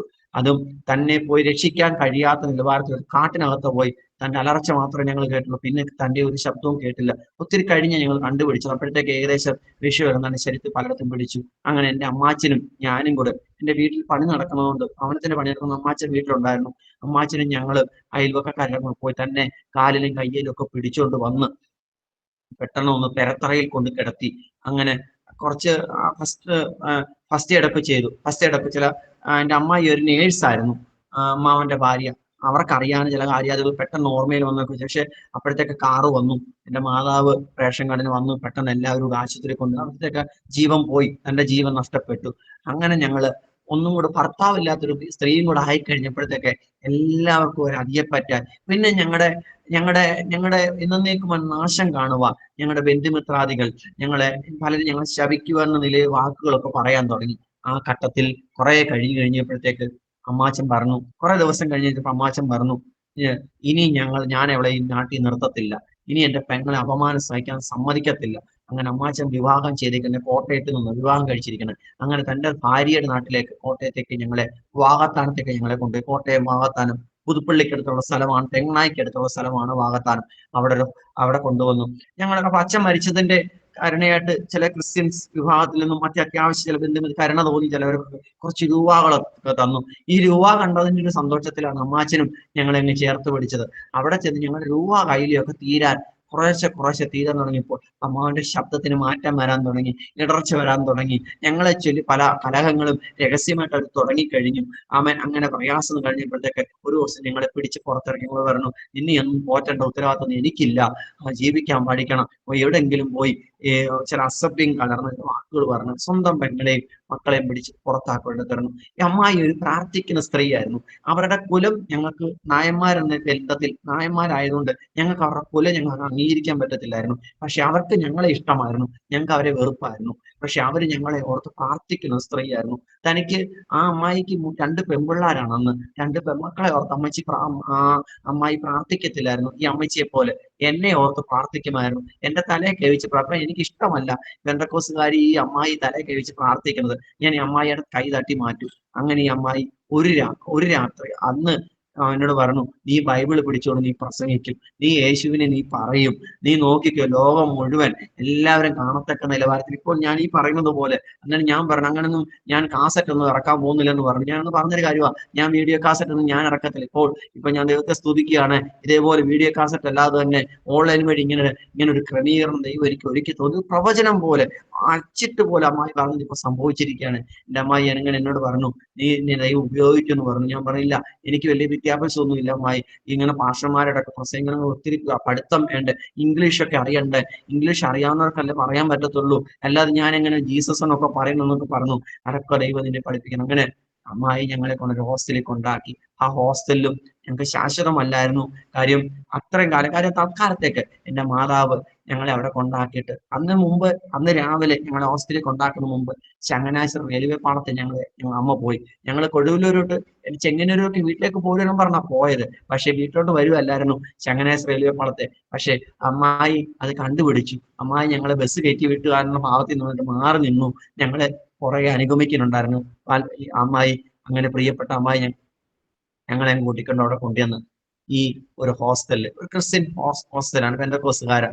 അദ്ദേഹം ഒരു ബൈബിൾ സ്കൂൾ അധ്യാപകനാണ്, ഒരു പ്രവാചകനായിരുന്നു, താൻ പുസ്തക എഴുത്തുകാരനാണ്, സഭയുടെ സ്ഥാപകനാണ്, വേൾഡ് ക്രിസ്ത്യൻ ഫെലോഷിപ്പ് എന്ന് പറയും. ഇപ്പൊ ആ സഭയില്ല, സംഘടനയില്ല, അത് മൊത്തം അത് ചില പ്രശ്നങ്ങളാൽ പോയി. ആ പ്രസ്ഥാനത്തിൽ അവരെന്നെ കൊണ്ട്, എനിക്ക് ഭയങ്കര വെറുപ്പുള്ള കാര്യമായിരുന്നു അപ്പനില്ലാത്ത മക്കളുടെ കൂടെ പഠിക്കുക എന്നുള്ളത്. അപ്പനും അമ്മയില്ലാതെ, അതായത് അനാഥനായിട്ട് ഞാൻ പറയുമായിരുന്നു, അപ്പനില്ലാത്ത മക്കളുടെ കൂടെ ഞാൻ പഠിക്കത്തില്ലെന്ന് പറയുമായിരുന്നു. ഞാൻ പറയുമായിരുന്നു, എനിക്ക് ഭയങ്കര വെറുപ്പാണ് വെള്ളയുടുപ്പ് ധരിക്കുന്ന കാര്യം. ഇന്ന് ഏറ്റവും കൂടുതൽ ധരിക്കേണ്ടത് വെള്ളയുടുപ്പാണ് ശുശ്രൂഷയുള്ള മണ്ഡലത്തിൽ. ഞാൻ പറയുമായിരുന്നു, കനമുള്ള പുസ്തകം ഞാൻ ചുമക്കത്തില്ലെന്ന് പറയുമായിരുന്നു. എനിക്ക് സ്കൂളിലെ പുസ്തകം പോലും പിടിക്കുന്ന ഭയങ്കര വെറുപ്പായിരുന്നു. ഞാൻ പറയുമായിരുന്നു, എനിക്ക് കൈ കൊട്ടുന്നതും കൈ അടിക്കുന്നതും ഇഷ്ടമല്ലായിരുന്നു. എന്നെ കൈ കൂപ്പിരിക്കാമെന്ന് പറയുമായിരുന്നു. അങ്ങനെ ഞാൻ എന്തിനെയൊക്കെ വെറുത്തോ അതിനെയൊക്കെ സ്നേഹിക്കുവാൻ, അതിനെയൊക്കെ ചെയ്യുവാൻ ദൈവം എന്നെ പഠിപ്പിക്കുവാനിടയിൽ തീർന്നു. അങ്ങനെ ഞാൻ ഇപ്പോഴും ഓർക്കുന്നുണ്ട്, അവിടെ ഞാൻ അവിടെ നിന്നാണ് ഒരപ്പന്റെ സ്നേഹം ഞാൻ അനുഭവിക്കാൻ തുടങ്ങി. ദൈവിക കരുതൽ ഞാൻ അനുഭവിക്കാൻ തുടങ്ങി. എന്തെന്നില്ലാത്ത ഒരു അനുഭൂതി ഞാൻ അനുഭവിക്കാൻ തുടങ്ങി. അവിടെ പ്രാർത്ഥന നടക്കുമ്പോൾ ഞാൻ ഹോസ്റ്റലിലെ റൂമിൽ പോയി പതുങ്ങിയിരിക്കും, കട്ടിലടി കയറിയിരിക്കും. അപ്പോൾ അവരെ വിളിക്കത്തില്ല. അവരുടെ സങ്കീർത്തന വായന എനിക്ക് ഭയങ്കര ഇഷ്ടമാണ്, ഭയങ്കര രസമാണ് കേൾക്കാൻ. അപ്പൊ അതിനകത്തൊരു വാക്യം ഞാൻ കേട്ടു, നിന്റെ അപ്പനും നിന്റെ അപ്പനും അമ്മയും ഉപേക്ഷിച്ചാലും ഞാൻ നിന്നെ ഉപേക്ഷിക്കുകയില്ല എന്ന വാക്യം ഞാൻ കേട്ടു. ഒരിക്കലും ഞാൻ ഇങ്ങനെ കേട്ടു, സ്തോത്രം, അപ്പൻ സ്നേഹിക്കുന്നത് പോലെ ഞാൻ നിന്നെ സ്നേഹിക്കുമെന്ന്, അപ്പൻ കരുതുന്നത് പോലെ ഞാൻ നിന്നെ കരുതുമെന്ന് ആ വാക്ക് ഞാൻ കേൾക്കുവാനായിട്ട് തുടങ്ങും. ഞാൻ ഇപ്പോഴും ഓർക്കുന്നു, ഒരു ശിശുദിനത്തില് 2001 ശിശുദിനത്തില് ആ ഹോസ്റ്റലിൽ ഒരു പ്രോഗ്രാം നടന്നു. ശിശുദിനത്തില് പ്രോഗ്രാം നടന്നപ്പോൾ അവിടെ രക്ഷയും ശിക്ഷയെക്കുറിച്ചുള്ള ഒരു കാര്യം അവിടെ ചെറിയ കുഞ്ഞുങ്ങൾക്ക് മനസ്സിലാവുന്ന ഒരു പ്രോഗ്രാം അവിടെ നടന്നു. ആ രക്ഷയും ശിക്ഷയും എന്താണുള്ളത്, എന്തോ ശിക്ഷ, എന്താ രക്ഷ എന്നുള്ള കാര്യാദികൾ പറഞ്ഞു വരുന്ന വേളയിൽ അന്ന് ഞാൻ അവരാരും നിർബന്ധിച്ചില്ല, ഏതെങ്കിലും കുഞ്ഞുങ്ങൾ മുൻപോട്ട് വരാമെന്ന് പറഞ്ഞില്ല. കുറച്ച് കഴിഞ്ഞപ്പോൾ ക്ലാസ് എടുത്ത് ആന്റിയുടെ അടുത്ത് ഞാൻ പോയി ചോദിച്ചു, എന്താണ് ഈ രക്ഷിക്കപ്പെടുക എന്നുള്ളത്, എങ്ങനെ അതിനകത്ത് പെടുന്നതെന്ന് ചോദിച്ചു. ഇപ്പൊ രക്ഷിക്കപ്പെടുന്ന എങ്ങനെയാന്ന് ചോദിച്ചപ്പോൾ അവര് ആ റോമാലേഖനത്തെ ആസ്പദമാക്കി രക്ഷയെക്കുറിച്ചുള്ള രക്ഷാവാചകം എനിക്ക് പറഞ്ഞു തന്നു. അതിന്റെ കാര്യാദികൾ പറഞ്ഞു തന്നു. നിർബന്ധം അവർ ചെലുത്തിയില്ല, നിർബന്ധം അവരോട് പറഞ്ഞില്ല. അവർ ഒരു കാരണവശാലും എന്നെ പ്രഷർ ചെയ്തില്ല. ആ നിലവാരത്തിൽ അവരെന്നെ കാര്യാദികൾ എനിക്ക് പറഞ്ഞു തന്നു. അന്ന് എന്നോട് പറഞ്ഞു, മോന് ബൈബിള് പോയി വായിക്കാൻ പറഞ്ഞു, താല്പര്യം ഉണ്ടെങ്കിൽ വായിച്ചാൽ മതി, ഇല്ല വായിക്കരുതെന്ന് പറഞ്ഞു. അങ്ങനെ ഞാൻ ആ ഒരു ബൈബിള് വായിച്ചു. ഞാൻ വായിച്ചു നോക്കി എനിക്ക് സന്തോഷം കിട്ടാൻ തുടങ്ങി. ആരോ എന്നോട് സംസാരിക്കുന്നത് പോലെ, ഒരപ്പൻ എന്നോട് കാര്യാദികൾ എന്നോട് സംസാരിക്കുന്നത് പോലെ എനിക്ക് ഫീലിംഗ് തുടങ്ങി. അന്ന് രാത്രിയിൽ ഞാൻ എൻ്റെ ഹൃദയം ഞാൻ യേശുവിന് കൊടുത്തു. രക്ഷയുടെ കാര്യം പറഞ്ഞ ആന്റിയെ ഞാൻ പിറ്റേ ദിവസം കണ്ടു. ഞാൻ അവരോട് പോയി, ഞാൻ ഇതെങ്ങനെ ചെയ്യണം, അവർ രക്ഷാവാചകൻ ചൊല്ലിത്തന്നു. എനിക്ക് അറിയാത്തത് കൊണ്ട് അവർ പറഞ്ഞു തന്നതാണ്. അങ്ങനെ ഞാൻ എൻ്റെ ജീവിതത്തിൽ യേശുവിന്റെ രക്ഷകനാഥനുമായിട്ട് 2001 നവംബർ 15 ഞാൻ രക്ഷകനാഥനുമായിട്ട് സ്വീകരിച്ചു. അങ്ങനെ കുറച്ച് നാൾ അവിടെ പഠിച്ചു. അങ്ങനെ ആ ഇടവേളയിൽ ആ പ്രിയപ്പെട്ട ഹോസ്റ്റലിലെ പ്രിയപ്പെട്ട ഒരു വാഹന അപകടത്തിൽ മരിച്ചു. എല്ലാ പിള്ളേരെയും പറഞ്ഞു വിട്ടു, എന്നെ മാത്രം പറഞ്ഞു വിട്ടില്ല. എന്റെ പെങ്ങളെ ഉൾപ്പെടെ വീട്ടിൽ പറഞ്ഞു വിട്ടു. കാര്യം എന്റെ സ്പോൺസേഴ്സ് നിന്നു, അതിന്റെ സ്ഥാപനങ്ങളെല്ലാം പൂട്ടി, എന്റെ ആ നടത്തിപ്പുകാരൻ മരണപ്പെട്ടു. അത് പ്രത്യേക ഒരു അവസ്ഥയിൽ സംഭവിച്ചതാണ്. പക്ഷെ ആ ഘട്ടത്തിൽ ഞാൻ അവിടെ ഒറ്റപ്പെടുകയാണ്. അവരെന്നോട് പറഞ്ഞു, അവരെന്നെ പഠിപ്പിച്ചോളാന്ന് പറഞ്ഞു. ആ കാര്യം ചില ഉത്തരവാദിത്തങ്ങൾ എനിക്ക് അവിടെ ഉണ്ടായിരുന്നത് കൊണ്ടാണ് ഞാൻ അവിടെ ഒന്ന് പഠിക്കുവാനായിട്ട് പറഞ്ഞു. അങ്ങനെ 9ാം ക്ലാസ് വരെ അവർക്ക് എന്നെ പഠിപ്പിക്കാൻ പറ്റിയുള്ളൂ. ഞാൻ പ്രാരംഭത്തിൽ പറഞ്ഞതുപോലെ 1ാം ക്ലാസ്സും പഠിച്ചിട്ടില്ല, 10ാം ക്ലാസ്സും പഠിച്ചിട്ടില്ല. 2 മുതൽ 9 വരെ പഠിക്കുവാൻ മാത്രം എനിക്ക് അവിടെ ഇട വന്നു. അവിടെ വെച്ച് വീണ്ടും എന്റെ പഠിത്തം ക്ലോസ് ചെയ്തിട്ട്, അല്ലെങ്കിൽ നിർത്തലാക്കിയിട്ട്, ഒന്ന് മുറിച്ചിട്ടിട്ട്, ചില കയറ് മുറിച്ച് കളയുന്നത് പോലെ എന്റെ പഠിത്തം, എന്റെ വിദ്യാഭ്യാസം ഇടയ്ക്ക് വെച്ച് മുറിച്ചിട്ടിട്ട് ഞാൻ വീണ്ടും അമ്മയെ സഹായിക്കാൻ വേണ്ടി ജോലിക്കായിട്ടൊക്കെ സഹായിക്കാൻ. ഇപ്പൊ പ്രായമുണ്ട് എനിക്ക്, ആര് നോക്കിയാലും എനിക്ക് പ്രായമുള്ളത് കൊണ്ട്, ജനന സർട്ടിഫിക്കറ്റ് ഒക്കെ അത്യാവശ്യം അപ്പോഴത്തേക്ക് കിട്ടി, പ്രായമുള്ളത് കൊണ്ട് ആരും സംശയിക്കത്തില്ല, ബാലവേലയാകത്തില്ല. അതുകൊണ്ട് ഞാൻ അമ്മയുടെ ഒപ്പം ജോലിക്കായിട്ട് ഇറങ്ങി തിരിച്ചു. വലിയ വ്യത്യാസമൊന്നും ജീവിതത്തിൽ അന്നേരമൊന്നും മാറ്റമുണ്ടല്ലോ. ഞാൻ സ്നാനപ്പെട്ടിട്ടില്ല, ഞാൻ രക്ഷിക്കപ്പെട്ടതേ ഉള്ളൂ. രക്ഷിക്കപ്പെട്ട് കഴിഞ്ഞപ്പോഴത്തേക്ക് ഈ ഒരു ശരീരത്തിന് വേണ്ടിയിട്ട്, എന്റെ അകത്തെ ആത്മാവിന് വേണ്ടിയിട്ട്, ദൈവം നൽകിയിരിക്കുന്ന എന്റെ മനുഷ്യാത്മാവിന് വേണ്ടിയിട്ട്, ഈ ആത്മാവിനെ നേടാൻ വേണ്ടിയിട്ട് പ്രാർത്ഥിക്കാത്തവരും പ്രാർത്ഥിച്ചവരും എന്നോട് സുവിശേഷം പറഞ്ഞവരും സുവിശേഷം പറയാത്തവരും സകലരും ഈ ഒരു ശരീരത്തിന് വേണ്ടി അവകാശം പറയാൻ തുടങ്ങി. ഒരു കൂട്ടർ പറഞ്ഞു, നീ ഇവിടെ സ്നാനപ്പെടണം, വേറൊരു കൂട്ടർ പറഞ്ഞു ഇവിടെ സ്നാനപ്പെടണം, ഒരു കൂട്ടർ പറഞ്ഞു ഞങ്ങളാ നിനക്ക് ചോറ് തന്നത്. ഇങ്ങനെ പലരും അവകാശം പറയാൻ തുടങ്ങി. എന്റെ പ്രാർത്ഥനകൾക്കും ദൈവത്തിന് മുമ്പിൽ ഞാനിത് പറയാൻ, ദൈവമേ ഞാൻ എവിടാണ് സ്നാനപ്പെടേണ്ടത്? 5 വർഷം ഞാൻ പ്രാർത്ഥിച്ചു. 5 വർഷം കഴിഞ്ഞപ്പോൾ ദൈവം എനിക്ക് എന്റെ നാട്ടിലേക്ക് മടങ്ങി വരാൻ ഒരു അവസരം ഒരുക്കി. ഈ ഹോസ്റ്റലിലെ പഠനം നിർത്തലാക്കി ഞാൻ നാട്ടിലേക്ക് മടങ്ങി വന്നു. ഞാൻ തനിച്ച് മടങ്ങി വന്നു. അവിടെ ഞാനിങ്ങനെ വീട്ടിൽ വന്ന് നിൽക്കുന്ന വേളയിലാണ് എനിക്ക് ബൈബിൾ സ്കൂളിലേക്ക് പോകാൻ ഒരു വിളി വരുന്നത്. ഒത്തിരി ബൈബിൾ സ്കൂളിൽ കയറി ഇറങ്ങി. എവിടെ പോകണമെന്ന് അറിയത്തില്ല. ഒരു ബൈബിൾ സ്കൂളുകൾ എടുക്കത്തില്ല. കാര്യം വിദ്യാഭ്യാസം കുറവായതുകൊണ്ട്. ഞാൻ ഇപ്പോഴും ഓർക്കുന്നുണ്ട്, പുനലൂർ ബഥേൽ ബൈബിൾ കോളേജിൽ പോയി. അവിടെ എന്റെ വിദ്യാഭ്യാസത്തിന്റെ യോഗ്യതകളും പഠിക്കുന്നതിന് ഫീസ് കൊടുക്കണമെന്ന് പറഞ്ഞു. എന്റെ മാതാവ് അന്നേരം ഈ സുവിശേഷം പറഞ്ഞ ഈ അമ്മച്ചിയുടെ വീട്ടിൽ, ഞങ്ങളുടെ വീട്ടിൽ വന്ന് സുവിശേഷം പറഞ്ഞ അമ്മച്ചിയുടെ വീട്ടിൽ ജോലിക്ക് കയറി കഴിഞ്ഞു. അവരുടെ വീട്ടിൽ പോയി നിൽക്കുമ്പോഴും ഈ അമ്മയ്ക്ക് അന്നേരം വെറും 1000 രൂപ കിട്ടുന്നത്. 1000 രൂപ കൊണ്ട് ഞങ്ങളുടെ ചെലവുകൾ കഴിയണം. അടുക്കള പണിതിട്ടില്ല. 2 മുറി മാത്രമേ പണിതിട്ടുള്ളൂ. 2 മുറി മാത്രമേ ഇതിനിടവേളയിൽ ഞങ്ങൾ രക്ഷയിലേക്ക് വരുമ്പോൾ പണിതിട്ടുള്ളൂ. ഈ അടുക്കളത്തറ കെട്ടിയിട്ടില്ല. മഴ പെയ്യുമ്പോഴൊക്കെ അടുക്കളത്തറയിൽ വെച്ചാണ് പാചകം ചെയ്യുന്നത്. മഴ പെയ്യുമ്പോൾ എടുത്തോണ്ട് പോകുന്ന ഒരു അടുപ്പാണ്. അന്നേരം എടുത്തോണ്ട് അകത്ത് കൊണ്ടുവച്ച് പാചകം ചെയ്യും. അങ്ങനെയുള്ള വേളയിൽ എനിക്ക് ഫീസ് തരാൻ അമ്മയെ കൊണ്ട് കഴിയത്തില്ല. എനിക്ക് വേറെ സ്പോൺസേഴ്സ് ആരുമില്ല. പലരെയും മുട്ടി, ആരും തരാൻ സഹായിക്കത്തില്ലെന്ന് പറഞ്ഞു. അങ്ങനെ കേരളത്തിൽ അത്യാവശ്യം ബന്ധങ്ങളുള്ള എല്ലാ സ്കൂളുകളും ദേവദാസന്മാരുടെ കെയറോപ്പിൽ ഞാൻ കയറി ഇറങ്ങി. ആരും തരാന്ന് പറഞ്ഞപ്പോൾ ഞാൻ ഓർത്തു, എനിക്ക് വേലയ്ക്ക് വിളിയില്ല, എനിക്ക് കർത്താവിന്റെ വേലയ്ക്കുള്ള യോഗ്യതയൊന്നും എനിക്കില്ലെന്നും പറഞ്ഞുകൊണ്ട് ഞാൻ വീണ്ടും പഴയ ജോലിക്ക് തന്നെ പോകാൻ തീരുമാനമെടുത്ത് നിൽക്കുമ്പോൾ ചിങ്ങവനത്ത് നിന്നും ന്യൂ ഇന്ത്യ ചർച്ചക്കോട് എന്ന് പറഞ്ഞ പ്രസ്ഥാനം, പാസ്റ്റർ വി എ തമ്പിച്ചായ വിശ്രമിക്കുന്നവര് അറിയാൻ വേണ്ടി അവരാൽ സ്ഥാപിതമായ ഒരു പ്രസ്ഥാനമാണ് ന്യൂ ഇന്ത്യ ചർച്ചക്കോട് എന്ന്. ആ പ്രസ്ഥാനത്തിലേക്ക് എനിക്ക് വിളി വരുന്നു. ഒന്നിലൊന്ന് പഠിക്കാൻ ഇവിടെ വരണം, അല്ലെങ്കിൽ ഹോം ഇവിടെ കൊണ്ട് തരണം. അങ്ങനെ ഞാൻ വിറച്ച് അവിടെ ചെന്നത്. ആ സ്തോത്രം. ഇതിനിടവേളയിൽ ഞാൻ 2005 ഞാൻ സ്നാനപ്പെടുവാനിടയായി തീർന്നു. 2005 ഞാൻ സ്നാനപ്പെട്ട 5 കൊല്ലം കഴിഞ്ഞ് ഞാൻ സ്നാനപ്പെട്ടെന്ന് ഓർക്കണം.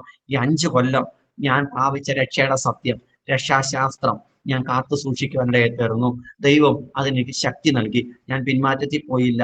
രക്ഷ അറിഞ്ഞിട്ടും 5 കൊല്ലം കഴിഞ്ഞ് ഞാൻ പിന്മാറ്റത്തിൽ പോയില്ല. ഞാൻ ദൈവസ്ഥലം ഞാൻ പിടിച്ചു നിൽക്കുവാനിടയായി തീർന്നു. ദൈവം എന്നെ ശക്തീകരിച്ചു.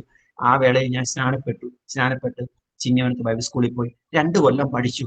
2 കൊല്ലം അവിടെ പഠിച്ച വേളയിൽ അവരെ 2ാം കൊല്ലം കണ്ണൂരേക്ക് ഒരു ദൈവദാസന്റെ അസിസ്റ്റന്റായിട്ട് നിയോഗിച്ചു. ആ വർഷം തന്നെ കാസർഗോഡേക്ക് ഒരു സഭയിലേക്ക് എന്നെ അപ്പോയിന്റ്മെന്റ് ചെയ്തു. താൽക്കാലികമായിട്ട് നിയോഗിച്ചത്. താൽക്കാലികമായിട്ട്, സ്ഥിരമായിട്ടല്ല, താൽക്കാലികമായിട്ട്. പക്ഷെ ആ വേളയില് അത് 1 വർഷം അങ്ങ് നീണ്ടുപോയി. അതങ്ങ് 1 വർഷം നീണ്ടുപോയി. അവിടത്തേക്ക് പുതിയ പാസ്റ്റർ അവിടെ വന്നപ്പോൾ അവിടെ അടുത്ത താഴ്വാരത്തിലേക്ക് ഒരു ചർച്ചിലേക്ക്, അവിടെ ഈ 2 സഭകളും തകർന്ന് പൊളിഞ്ഞൊരു ചർച്ചായിരുന്നു. ആകെ തകർന്ന് തരിപ്പണമായ ചർച്ചായിരുന്നു. അവിടെ എല്ലാം ദൈവം എന്റെ കഴിവല്ല, ദൈവത്തിന്റെ കൃപയ്ക്കൊത്തവണ്ണം ഈ 9ാം ക്ലാസ്സുകാരനെ കൊണ്ട്, അറിവില്ലാത്തവനെ കൊണ്ട് ദൈവം എന്നെ ഉപയോഗിക്കുവാനിടയായി തീർന്നു. അവിടെ പൊളിഞ്ഞ ചർച്ച ആയതുകൊണ്ട് ആത്മാക്കൾ കടന്നു വരാൻ പാടാണെങ്കിൽ പോലും ചില കുടുംബങ്ങളൊക്കെ വരുവാൻ തുടങ്ങി. 18 കുടുംബം കൊണ്ടാണ് ചർച്ചില്. ദൈവം നമ്പരാൻ ഒരു 5 കുടുംബത്തെ, ഒരു കുടുംബം ഉള്ള ഞാൻ ചെല്ലുമ്പോൾ 5 കുടുംബത്തെ ദൈവം തരുവാനിടയായി തീർന്നു. അങ്ങനെ എനിക്ക് അതിന് ട്രാൻസ്ഫറായി. വിവാഹം കഴിക്കണം നിർബന്ധത കൊണ്ട് ഞാൻ പറഞ്ഞു കഴിയത്തില്ല. കാര്യം എനിക്ക് അന്ന് 22 വയസ്സേ ഉള്ളൂ. 19ാമത്തെ വയസ്സിൽ സ്കൂളിൽ പോയി. 21ാമത്തെ വയസ്സിൽ ഞാൻ കർത്താവിന്റെ വേലയ്ക്ക് ഇറങ്ങി. 21ാമത്തെ വയസ്സിൽ 1 കൊല്ലം ഞാൻ ദൈവദാസന്റെ അസിസ്റ്റന്റായിട്ട് നിന്നു. പ്രായം ഇത് കേൾക്കുമ്പോൾ കാൽക്കുലേറ്റ് ചെയ്താൽ മനസ്സിലാവും, കണക്ട് ചെയ്യുമ്പോൾ മനസ്സിലാവും. 1 കൊല്ലം 21ാമത്തെ വയസ്സിൽ ദൈവദാസന്റെ അസിസ്റ്റന്റായിട്ട് നിന്നു. 22ാമത്തെ വയസ്സിൽ സഭയുടെ ചാർജായി. 23ാമത്തെ വയസ്സിൽ മറ്റൊരു സഭയുടെ പാസ്റ്ററായി. 24ാമത്തെ വയസ്സിലേക്ക് തിരുവനന്തപുരത്ത് ട്രാൻസ്ഫർ ആയി. ഞാൻ നാട്ടിലോട്ട് വന്നു. എനിക്ക് പെങ്ങളന്ന് പഠിച്ചുകൊണ്ടിരിക്കുന്നു. പെങ്ങള് SSLCക്ക് പഠിക്കുന്നു. അത് കഴിഞ്ഞ് അവള് +2 പഠിപ്പിക്കാൻ മാർഗമില്ലാത്തതുകൊണ്ട്, ഞാൻ പറഞ്ഞാൽ എന്റെ മാതാവ് വീട്ടിൽ ജോലി ചെയ്യുകയായിരുന്നു. ആയതുകൊണ്ട് അവളെ താൽക്കാലികമായി ചെറിയ ANM അസിസ്റ്റന്റ് നേഴ്സിംഗിന് എന്റെ മാതാവ് പറഞ്ഞു വിട്ടു. പോയി വന്ന് പഠിക്കുകയായിരുന്നു. അങ്ങനെ എനിക്ക് തിരുവനന്തപുരത്തേക്ക് ട്രാൻസ്ഫർ ആയി. അവിടെയും ചെന്ന് ഒരു ദേവദാസൻ അസിസ്റ്റന്റായിട്ട് നിൽക്കുന്ന വേളയിൽ എനിക്ക് വിവാഹത്തിന്റെ നിർബന്ധത്താൽ വിവാഹത്തിന്റെ സമയമായി വിവാഹം കഴിപ്പിച്ചു. തിരുവനന്തപുരത്തു നിന്നും ആലോചിച്ച് ഉറപ്പിച്ച് കണ്ടെത്തി തന്നെ, പാസ്റ്റേഴ്സിന്റെ ഉത്തരവാദിത്തം തന്നെ കണ്ടെത്തി ഒരു പെൺകുട്ടിയെ കണ്ടെത്തുവാനിടയായിരുന്നു. ആ സഹോദരിയും ഒരു നായർ വിഭാഗത്തിലുള്ളവരായിരുന്നു. അവരുടെ വീട്ടിൽ ഞങ്ങൾ ചെന്നു. അങ്ങനെ കണ്ടെത്തി 1.5 വർഷത്തിനുള്ളിൽ തന്നെ വിവാഹം ഞങ്ങളുടെ നടക്കുവാനിടയായിരുന്നു. അത്രയും ഞങ്ങൾ നീട്ടി വെക്കുവാനിടയായിരുന്നു. കാര്യം സാമ്പത്തിക ക്രമീകരണങ്ങൾ, കാര്യം ഞങ്ങൾ പെന്തക്കോസ്തിലോട്ട് പോയി. അതിലുപരി വീട്ടിലുണ്ടായിരുന്ന ഒരു ആന്തരി എന്ത് ചെയ്തു, പ്രസംഗിക്കുവാൻ, അവരുടെ ഭാഷയിൽ പറഞ്ഞാൽ മതപരിവർത്തനം നടത്താനാണ് പറഞ്ഞുകൊണ്ട് എന്റെ അമ്മ എന്ത് ചെയ്തു, കൊടുക്കുവാനിടയായി തീർന്നു. എന്നെ പള്ളിയിലച്ചനായിട്ട് നിയോഗിച്ചെന്ന് പറഞ്ഞുകൊണ്ട് ഭയങ്കര ആക്ഷേപങ്ങൾ പറഞ്ഞു വരുത്തി, പ്രയാസങ്ങൾ ഉണ്ടായിരുന്ന നന്മകൾ പല ഘട്ടങ്ങളിലും പലതും തടഞ്ഞു നിർത്തുവാനിടയായി തീർന്നു. എങ്കിലും എന്റെ മാതാവ് ഉറക്കം വരുന്ന വരെയും 2 മണി വരെയും 3 മണി വരെയും ഒക്കെ ഉറക്കളച്ചിരുന്ന്, എനിക്ക് ഉറക്കം വരുന്ന വരെയും ഒറ്റയ്ക്കിരുന്ന് ഞങ്ങളെ ഓർത്ത് കരഞ്ഞ് പ്രാർത്ഥിക്കുമായിരുന്നു. ആ വേളയിൽ എന്റെ മാതാവ് ഈ എന്നെ ഓർത്ത് എന്നും കരയുമായിരുന്നു. കാര്യം ദൈവം അവനെ ഉപയോഗിക്കണമെന്ന് പറഞ്ഞു. അങ്ങനെ എന്റെ വിവാഹം നടന്നു. എനിക്ക് വിവാഹം നടന്നു. എനിക്കിപ്പോഴും ഓർക്കുന്നുണ്ട്, കിളിമാനൂർ എന്ന സ്ഥലത്ത്, തിരുവനന്തപുരം ജില്ലയുടെ ആരംഭമാണ് കിളിമാനൂർ. കിളിമാനൂർ എന്ന സ്ഥലത്ത് പുതിയ വേലയെ ഞങ്ങൾ ഏറ്റെടുത്തു. അതിന് വിവാഹത്തിന് മുമ്പ് 2 സഭയുടെ പാസ്റ്ററായിട്ട് ഞാൻ പലപ്പോഴായിട്ട് ഇരുന്നു. അതിനുശേഷം ഞാൻ തന്നെ സെൻട്രൽ പാസ്റ്റേഴ്സിനോട് പറഞ്ഞ് നിർബന്ധം കൊണ്ട് പുതിയ വേലയെടുത്ത് മാറി. എന്റെ കൂട്ടു സഹോദരി പ്രിയ കൂട്ടാളിയും കൂടെ കൂടി ഞങ്ങൾ ഒരുമിച്ച് അവിടെ ആയി. ആ വേളയിൽ പുള്ളിക്കാരി പ്രഗ്നന്റ് ആയി. പ്രഗ്നന്റ് ആയതിനു ശേഷം ചെക്കപ്പിന് ഓരോ പ്രാവശ്യം ചെല്ലുമ്പോൾ കുഞ്ഞിന്റെ വളർച്ചയുടെ ഘട്ടത്തിലേക്ക് എത്തി. ഓരോ മാസം ചെല്ലുമ്പോഴും കുഞ്ഞിന്റെ ഓരോ വളർച്ച അറിയാൻ തുടങ്ങി. അങ്ങനെ ആ ഒരു ടെസ്റ്റിൽ ഞങ്ങൾ ചെന്നപ്പോഴറിയുന്നത്, എന്റെ വൈഫിന്റെ ഉദരത്തിനകത്ത് എന്റെ കുഞ്ഞ് നിൽക്കുകയാണ്. സാധാരണ കുഞ്ഞ് ഒരു മാതാവിന്റെ ഉദരത്തിനകത്ത് ഗർഭപാത്രത്തിനകത്ത് കിടക്കുകയാണ്, ദൈവം കൊടുത്തിരിക്കുന്ന അതിനനുസരിച്ച്. പക്ഷെ എന്റെ വൈഫിന്റെ ഉദരത്തിനകത്ത് കുഞ്ഞ് നിൽക്കുകയാണ്. ഡോക്ടർ പറഞ്ഞു, പാസ്റ്ററെ, നിങ്ങൾ ഒത്തിരി പേരെ ധൈര്യപ്പെടുത്തുന്ന ആളാ, നിങ്ങൾ ഒത്തിരി പേരെ ബലപ്പെടുത്തുന്ന ആളാ, ഒത്തിരി കാര്യാദികൾ പറഞ്ഞ് ഒത്തിരി പേർക്ക് മനോധൈര്യം കൊടുക്കണം, അതുകൊണ്ട് നിങ്ങൾ തളർന്നു പോകരുത്. നിങ്ങൾക്ക് ആദ്യത്തെ കുഞ്ഞല്ലയോ, നിങ്ങളുടെ കുഞ്ഞിന്റെ വളർച്ച പൂർണ്ണമായി കഴിഞ്ഞു. പക്ഷെ അതിനെ ഓപ്പറേഷൻ ചെയ്തെടുക്കുക അല്ലാതെ വേറെ മാർഗമില്ല. അതുകൊണ്ട് ഇതിന് ഓപ്പറേഷൻ ചെയ്തെടുത്ത് പുള്ളിക്കാരി ഓപ്പറേഷൻ ചെയ്യാൻ സമ്മതിക്കത്തുമില്ല. ആ ഒരു ഘട്ടത്തിലേക്ക് വന്നു കഴിഞ്ഞപ്പോൾ കുഞ്ഞ് റൊട്ടേറ്റ് ചെയ്ത് വരത്തില്ല, കുഞ്ഞിന്റെ തല തിരിഞ്ഞ് വരാൻ ചാൻസ് ആകത്തില്ല, ഡെലിവറിക്ക് വരത്തില്ല എന്ന് അവർ പറഞ്ഞതിന്റെ അടിസ്ഥാനത്തിൽ ഓപ്പറേഷൻ ചെയ്യേണ്ട ഒരു ഘട്ടം വന്നു. അപ്പോൾ ഡോക്ടർ ഇങ്ങനെ പറഞ്ഞു, ഈ കുഞ്ഞിനെ പുറത്തൊരു പക്ഷെ കിട്ടിയാൽ ജീവനോട് നമുക്ക് കിട്ടാതിരിക്കത്തില്ല, കുഴപ്പങ്ങളൊന്നുമില്ല. അഥവാ കുഞ്ഞിനെ കിട്ടിയാൽ നിങ്ങളുടെ കുഞ്ഞിന്റെ കാല് പക്ഷെ നീളം കുറവായിരിക്കും. ഒരു കാല് നീളം കുറവായിരിക്കും, 2 കാലും സമമായിട്ട് നിൽക്കത്തില്ല. നമ്മുടെയൊക്കെ കാലുകൾ ഒരേപോലെ അല്ലേ ഭൂമിപ്പരപ്പിൽ ഉറച്ചിരിക്കുന്നത്. പക്ഷെ നിങ്ങളുടെ കുഞ്ഞിന്റെ കാല് ഒരേപോലെ അല്ലായിരിക്കും, കാലിന് വളവുണ്ടായിരിക്കും. നിങ്ങൾ അതുകൊണ്ട് തകർന്നു പോകരുത്, പ്രയാസപ്പെടരുത്, ഞങ്ങൾ ഇപ്പോഴേ പറയുകയാണ്, ഞങ്ങളുടെ ഒന്നും കുഴപ്പമല്ല. പിന്നെ ദൈവം എന്തെങ്കിലും അത്ഭുതം ചെയ്താൽ നമുക്ക് നോക്കാമെന്ന് പറഞ്ഞു. ഞാൻ തിരുവനന്തപുരം മെഡിക്കൽ കോളേജിന്റെ മുറ്റത്ത് നിന്നുകൊണ്ട് വലിയ വായിൽ നിന്നുകൊണ്ട് കരഞ്ഞുകൊണ്ട് പറഞ്ഞു, ദൈവമേ, ഞാൻ വിളിച്ചു കൂവി പറഞ്ഞു, കരഞ്ഞുകൊണ്ട് പറഞ്ഞു, ദൈവമേ, എനിക്ക് തലമുറയെ തന്നില്ലെന്നേ ഉള്ളൂ, എനിക്ക് വേണ്ട. പക്ഷെ തരുവാണെങ്കിൽ ഊനമില്ലാത്ത, വൈകല്യമില്ലാത്ത, മറ്റു ഒരു കുഴപ്പങ്ങളില്ലാത്ത ഒരു മനുഷ്യന്, ഒരു സ്ത്രീക്ക്, ഒരു പെൺകുഞ്ഞിന് വേണ്ട എല്ലാ കഴിവും എല്ലാ പ്രാപ്തിയും ദൈവം ഒക്കെ കൊടുക്കണമേ, ആ കുഞ്ഞിന് കൊടുക്കണം. അവക്കെന്ന് പറഞ്ഞില്ല, അതിന് കൊടുക്കണമേ എന്ന് പറഞ്ഞു. അതാണായാലും പെണ്ണായാലും എനിക്ക് വിഷയമല്ല, അതിനെ വളർത്തുവാനുള്ള കഴിവ് പ്രാപ്തി ദൈവം എനിക്ക് തരണമെന്ന് ഞാൻ ദൈവത്തോട് പറഞ്ഞു. ദൈവം തലമുറയെ തന്നു. വൈഫിന്റെ വയറ് ഓപ്പറേഷൻ ചെയ്ത് കുഞ്ഞിനെ പുറത്തെടുത്തു. നോക്കി 2-3 ദിവസം നിരീക്ഷിച്ചപ്പോൾ അതിന് പ്രശ്നങ്ങളൊന്നുമില്ല. പക്ഷെ ഇതിന് ഇടവേളയിൽ വെച്ച് തന്നെ വൈഫിന്റെ മനോനില തെറ്റിപ്പോയി, സമനില തെറ്റിപ്പോകാനിടയിൽ തീർന്നു. സമനില തെറ്റുക എന്ന് പറയുമ്പോൾ തന്റെ കുഞ്ഞിനെ താൻ അംഗീകരിക്കത്തില്ല, തന്റെ കുഞ്ഞല്ല, തന്റെ കുഞ്ഞ് മാറിപ്പോയി എന്ന് പറഞ്ഞുകൊണ്ട് ആശുപത്രി മുഴുവൻ ബഹളമാണ്. ആശുപത്രിക്കകത്തോട് ഇറങ്ങി നടക്കാൻ താൻ ശ്രമിക്കും, പക്ഷേ ഇറക്കത്തില്ല. കാരണം ഓപ്പറേഷൻ ചെയ്ത് കിടത്തിയേക്കാണ്. താൻ ബലാത്കാരമായിട്ട് കിടന്ന് പിടിക്കും, പിന്നെ ഇഞ്ചക്ഷൻ ചെയ്യും, തന്നെ മയക്കും. ഇത് തന്നെ 2-3 ദിവസം താൻ പലപ്പോഴും ബോധം വരുമ്പോൾ പാല് കൊടുക്കാനും പറഞ്ഞ കുഞ്ഞിനെ മേടിക്കും. ആ കുഞ്ഞിനെ മേടിച്ചിട്ട് എന്റെ മോളെ മേടിച്ചിട്ട് കയ്യിന് വിട്ട് കളയും. ഈ കുഞ്ഞിനെ കയ്യിനങ്ങ് വിട്ട് കളഞ്ഞിട്ട് അപ്പോൾ അടുത്തിൽ നിൽക്കുന്നവർക്ക് അറിയാവുന്നതുകൊണ്ട്, വൈഫിന്റെയും അവസ്ഥ അറിയാവുന്നതുകൊണ്ട് കമ്പിളി പുതപ്പോട്ടൊക്കെ നിൽക്കുന്നത്.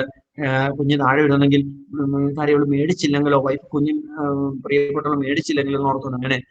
അങ്ങനെ ഇപ്പോഴും ഞാൻ ഓർക്കുന്നുണ്ട്. ഒരിക്കലും ഞാൻ അടുത്ത് നിൽക്കുമ്പോഴാണ് സംഭവിച്ചത്. പിന്നെ ഘട്ടത്തിലൊന്നും ഞാൻ കണ്ടില്ല. അതിന്റെ മാതാവൊക്കെ പറഞ്ഞു കേട്ടതാണ്. ആ വൈഫിനെ മേടിച്ചിട്ട് കയ്യിന് വിട്ട് കളഞ്ഞു. അങ്ങനെ മാതാവ് കയറി പിടിച്ചു. പിന്നെ ഘട്ടത്തിലും ഇതേപോലെ പലരും കയറി പിടിക്കുവാനായി തീർന്നു. ചിലപ്പോൾ അടുത്ത് കിടക്കുമ്പോൾ കുഞ്ഞിനെ താഴോട്ട് തള്ളി ഇറക്കി വിടാൻ നോക്കും കട്ടിലേന്.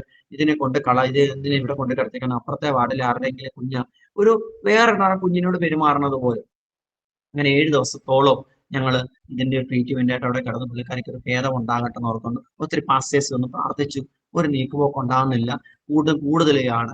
അങ്ങനെ അവർ പറഞ്ഞ ആശുപത്രി വിട്ട് കഴിയുമ്പോൾ ബഹളങ്ങളൊക്കെ ഒന്ന് ശാന്തമായി സ്വന്തം വീട്ടിൽ ചെന്ന് മാറുമെന്ന് പറഞ്ഞുകൊണ്ട് അവരുടെ വീട്ടിൽ ചെന്നു, അഭിന്റെ വീട്ടിൽ ചെന്നു. അന്നും ഇതേപോലെ തന്നെ പാല് കൊടുക്കാതും കുഞ്ഞ് പാലിന് വേണ്ടി കിടന്ന് കരയാണ്. അങ്ങനെയൊക്കെ കിടന്ന് വല്ലാത്ത വിഷമങ്ങളായി കഴിഞ്ഞ് കഴിഞ്ഞപ്പോഴത്തേക്ക് ചികിത്സയ്ക്കായിട്ട് അവര് ഞങ്ങളുടെ നാട്ടിലേക്ക് റെഫർ ചെയ്തു.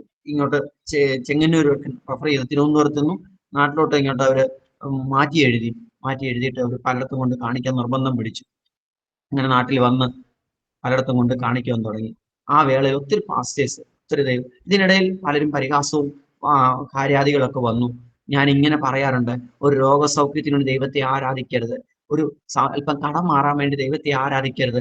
നിന്റെ ശരീരത്തിന് മാറ്റങ്ങൾ ഉണ്ടാകാൻ വേണ്ടിയിട്ട് ദൈവത്തെ ആരാധിക്കുകയല്ല വേണ്ടത്. ഇതെല്ലാം ദൈവത്തെ ആരാധിക്കുന്നുള്ള ബന്ധത്തിൽ ദൈവം നമുക്ക് തരും. ഞാൻ ഇങ്ങനെ പറയാറുണ്ട്, ഞാനൊരു പാസ്റ്റർ മകനായിട്ട് ജനിച്ചവനല്ല, സുവിശേഷകരെ ദ്രോഹിക്കുന്നവന്റെ മകനായിട്ട് ജനിച്ചവനാ. ഞാൻ ഒരു ക്രിസ്ത്യാനിയുടെ മകനായിട്ട് ജനിച്ചവനല്ല. ഒരു അറിയപ്പെട്ട ക്രിസ്തീയ പാരമ്പര്യം എന്റെ കുടുംബത്തിലില്ല.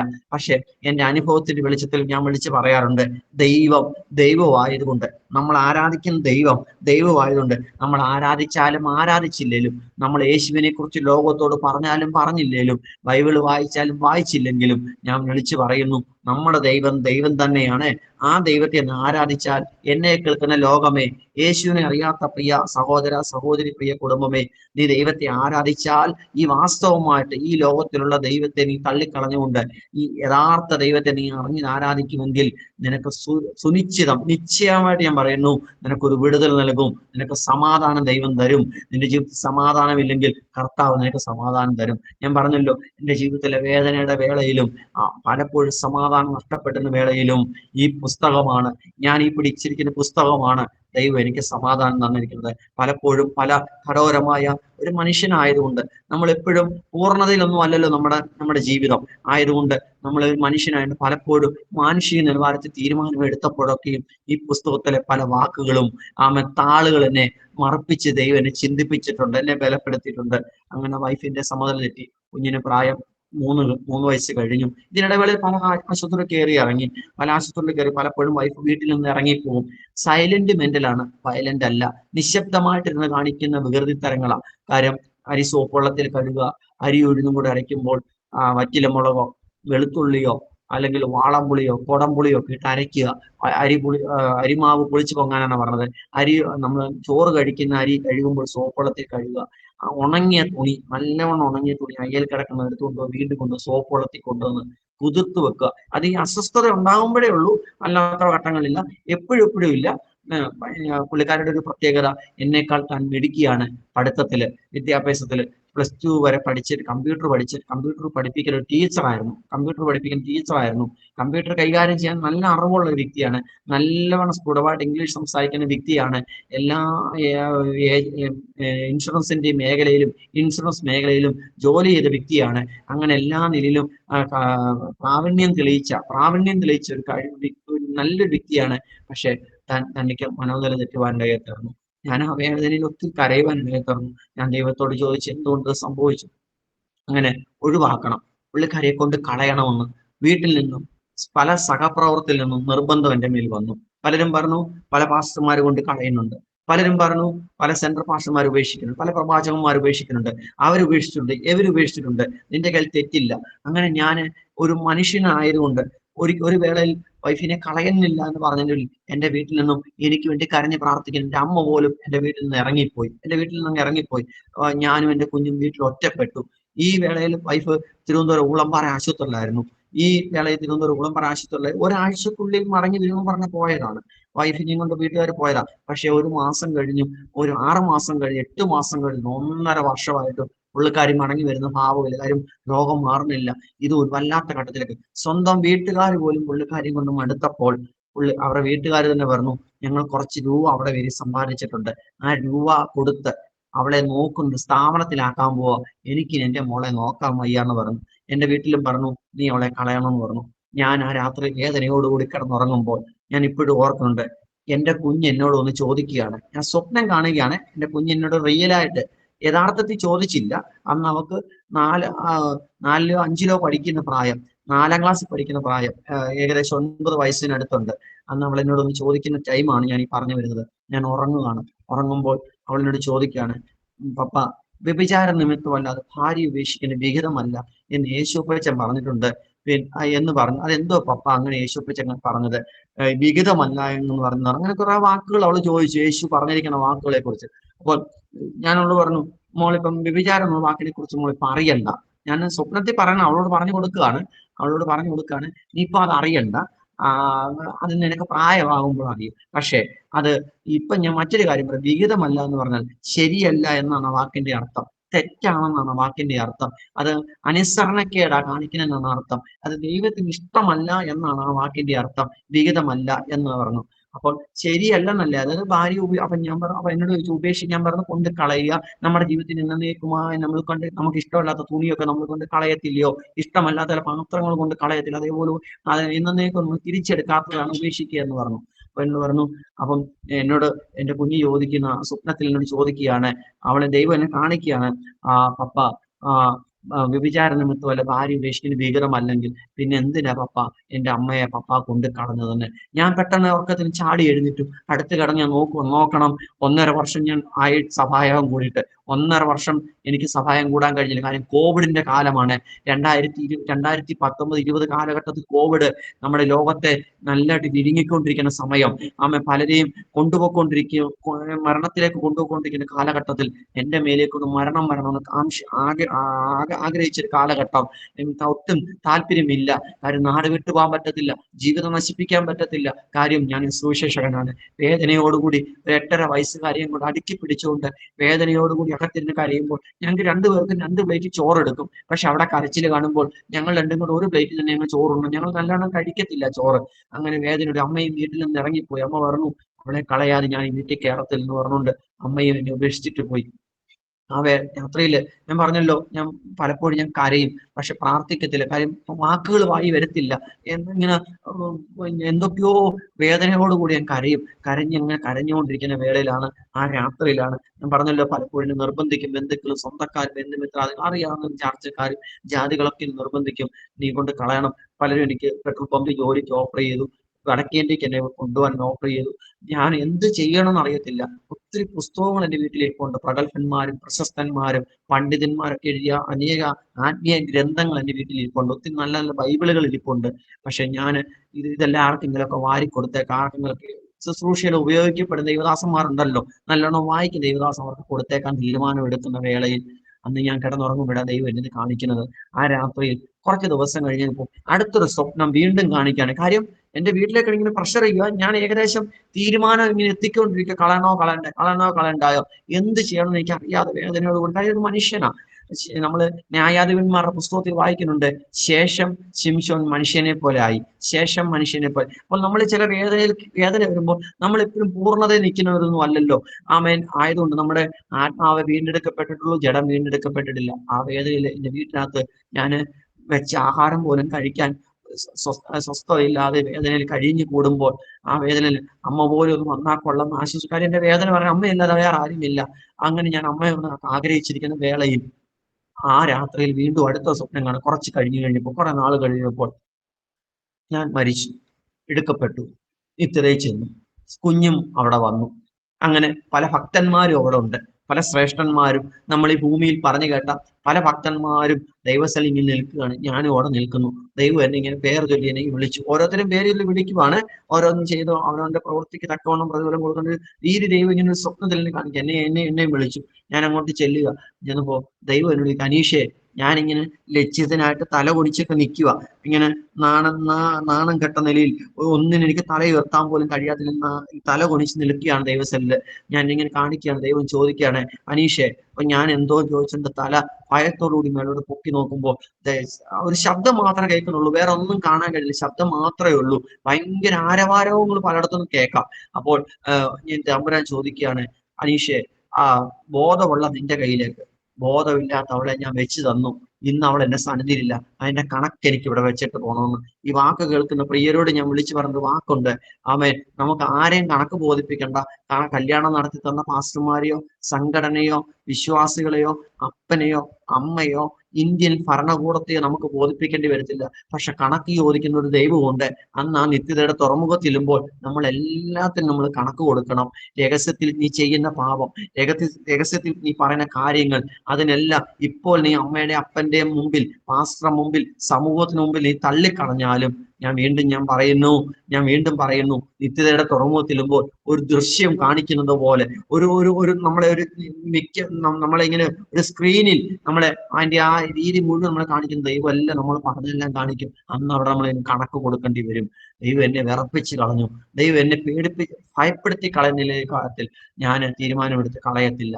ഞാൻ ചേർത്ത് നിർത്തും എന്റെ പ്രാപ്തികളുള്ള കാലം. ഞാൻ ഇങ്ങനെ തമ്മിൽ തീരുമാനമെടുത്തു, ദൈവമേ, നമുക്ക് സൗഖ്യം കൊടുത്താലും കൊടുത്തില്ലേലും എനിക്ക് ഇത് സഹിക്കുവാനുള്ള കൃപ, എനിക്കിത് സഹിക്കാനുള്ള നേരിടുള്ള കൃപ ദൈവം എനിക്ക് തരണമെന്ന് ഞാൻ ദൈവത്തോട് അന്ന് മുതൽ ഇന്ന് വരെ പ്രാർത്ഥിക്കുന്നു. പ്രിയരെ, ദൈവമക്കളെ, പ്രിയ ഈ വീഡിയോ കാണുന്ന പ്രിയരോട് ഞാൻ പറയുന്നു, ഇന്നും വേണ്ടതുപോലെ നോർമൽ ആയിട്ടില്ല. പക്ഷെ ഇതിനെ മുൻപോട്ട് കൊണ്ടുപോവാ, ഇതിനെ തരണം ചെയ്യുക. ദൈവം എനിക്ക് ഇന്നും കഴിവ് തന്നുകൊണ്ടിരിക്കുന്നു. 9ാം ക്ലാസ്സുകാരന്, ഈ വിദ്യാഭ്യാസം ഇല്ലാത്തവന്, ഈ കഴിവില്ലാത്തവന്, ഈ എനിക്ക് പേര് പ്രശസ്തി ഇല്ലാത്ത എനിക്ക് പുള്ളിക്കാരിയെ വഹിച്ചു കൊണ്ട് നടക്കുവാൻ, പുള്ളിക്കാരിയെ സഹിഷ്ണുതയോടും സ്നേഹത്തോടും മുൻപോട്ട് കൊണ്ടുപോകാനുള്ള, പരിചരിക്കുവാനുള്ള ദൈവം എനിക്ക് എന്നെ കൃപ തരുന്നു.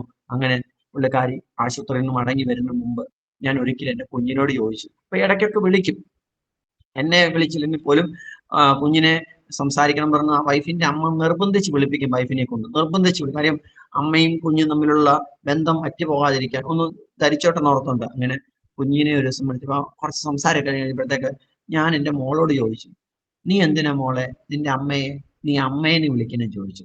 ഇത് ഞാൻ ഇങ്ങനെ പലയിടത്തും പ്രസംഗിക്കുമ്പോൾ പറയുമ്പോഴൊക്കെ എല്ലാരും ചിരിക്കും, എന്തോ പൊട്ടൻ ചോദ്യം ചോദിക്കുന്നത്, അമ്മയെ പിന്നെ അമ്മയല്ലാതെ വേറെ എന്തോ വിളിക്കുന്നത്, മാമീനെ വിളിക്കാൻ പറ്റും ചോദിച്ചവരുണ്ട് എന്നോട്.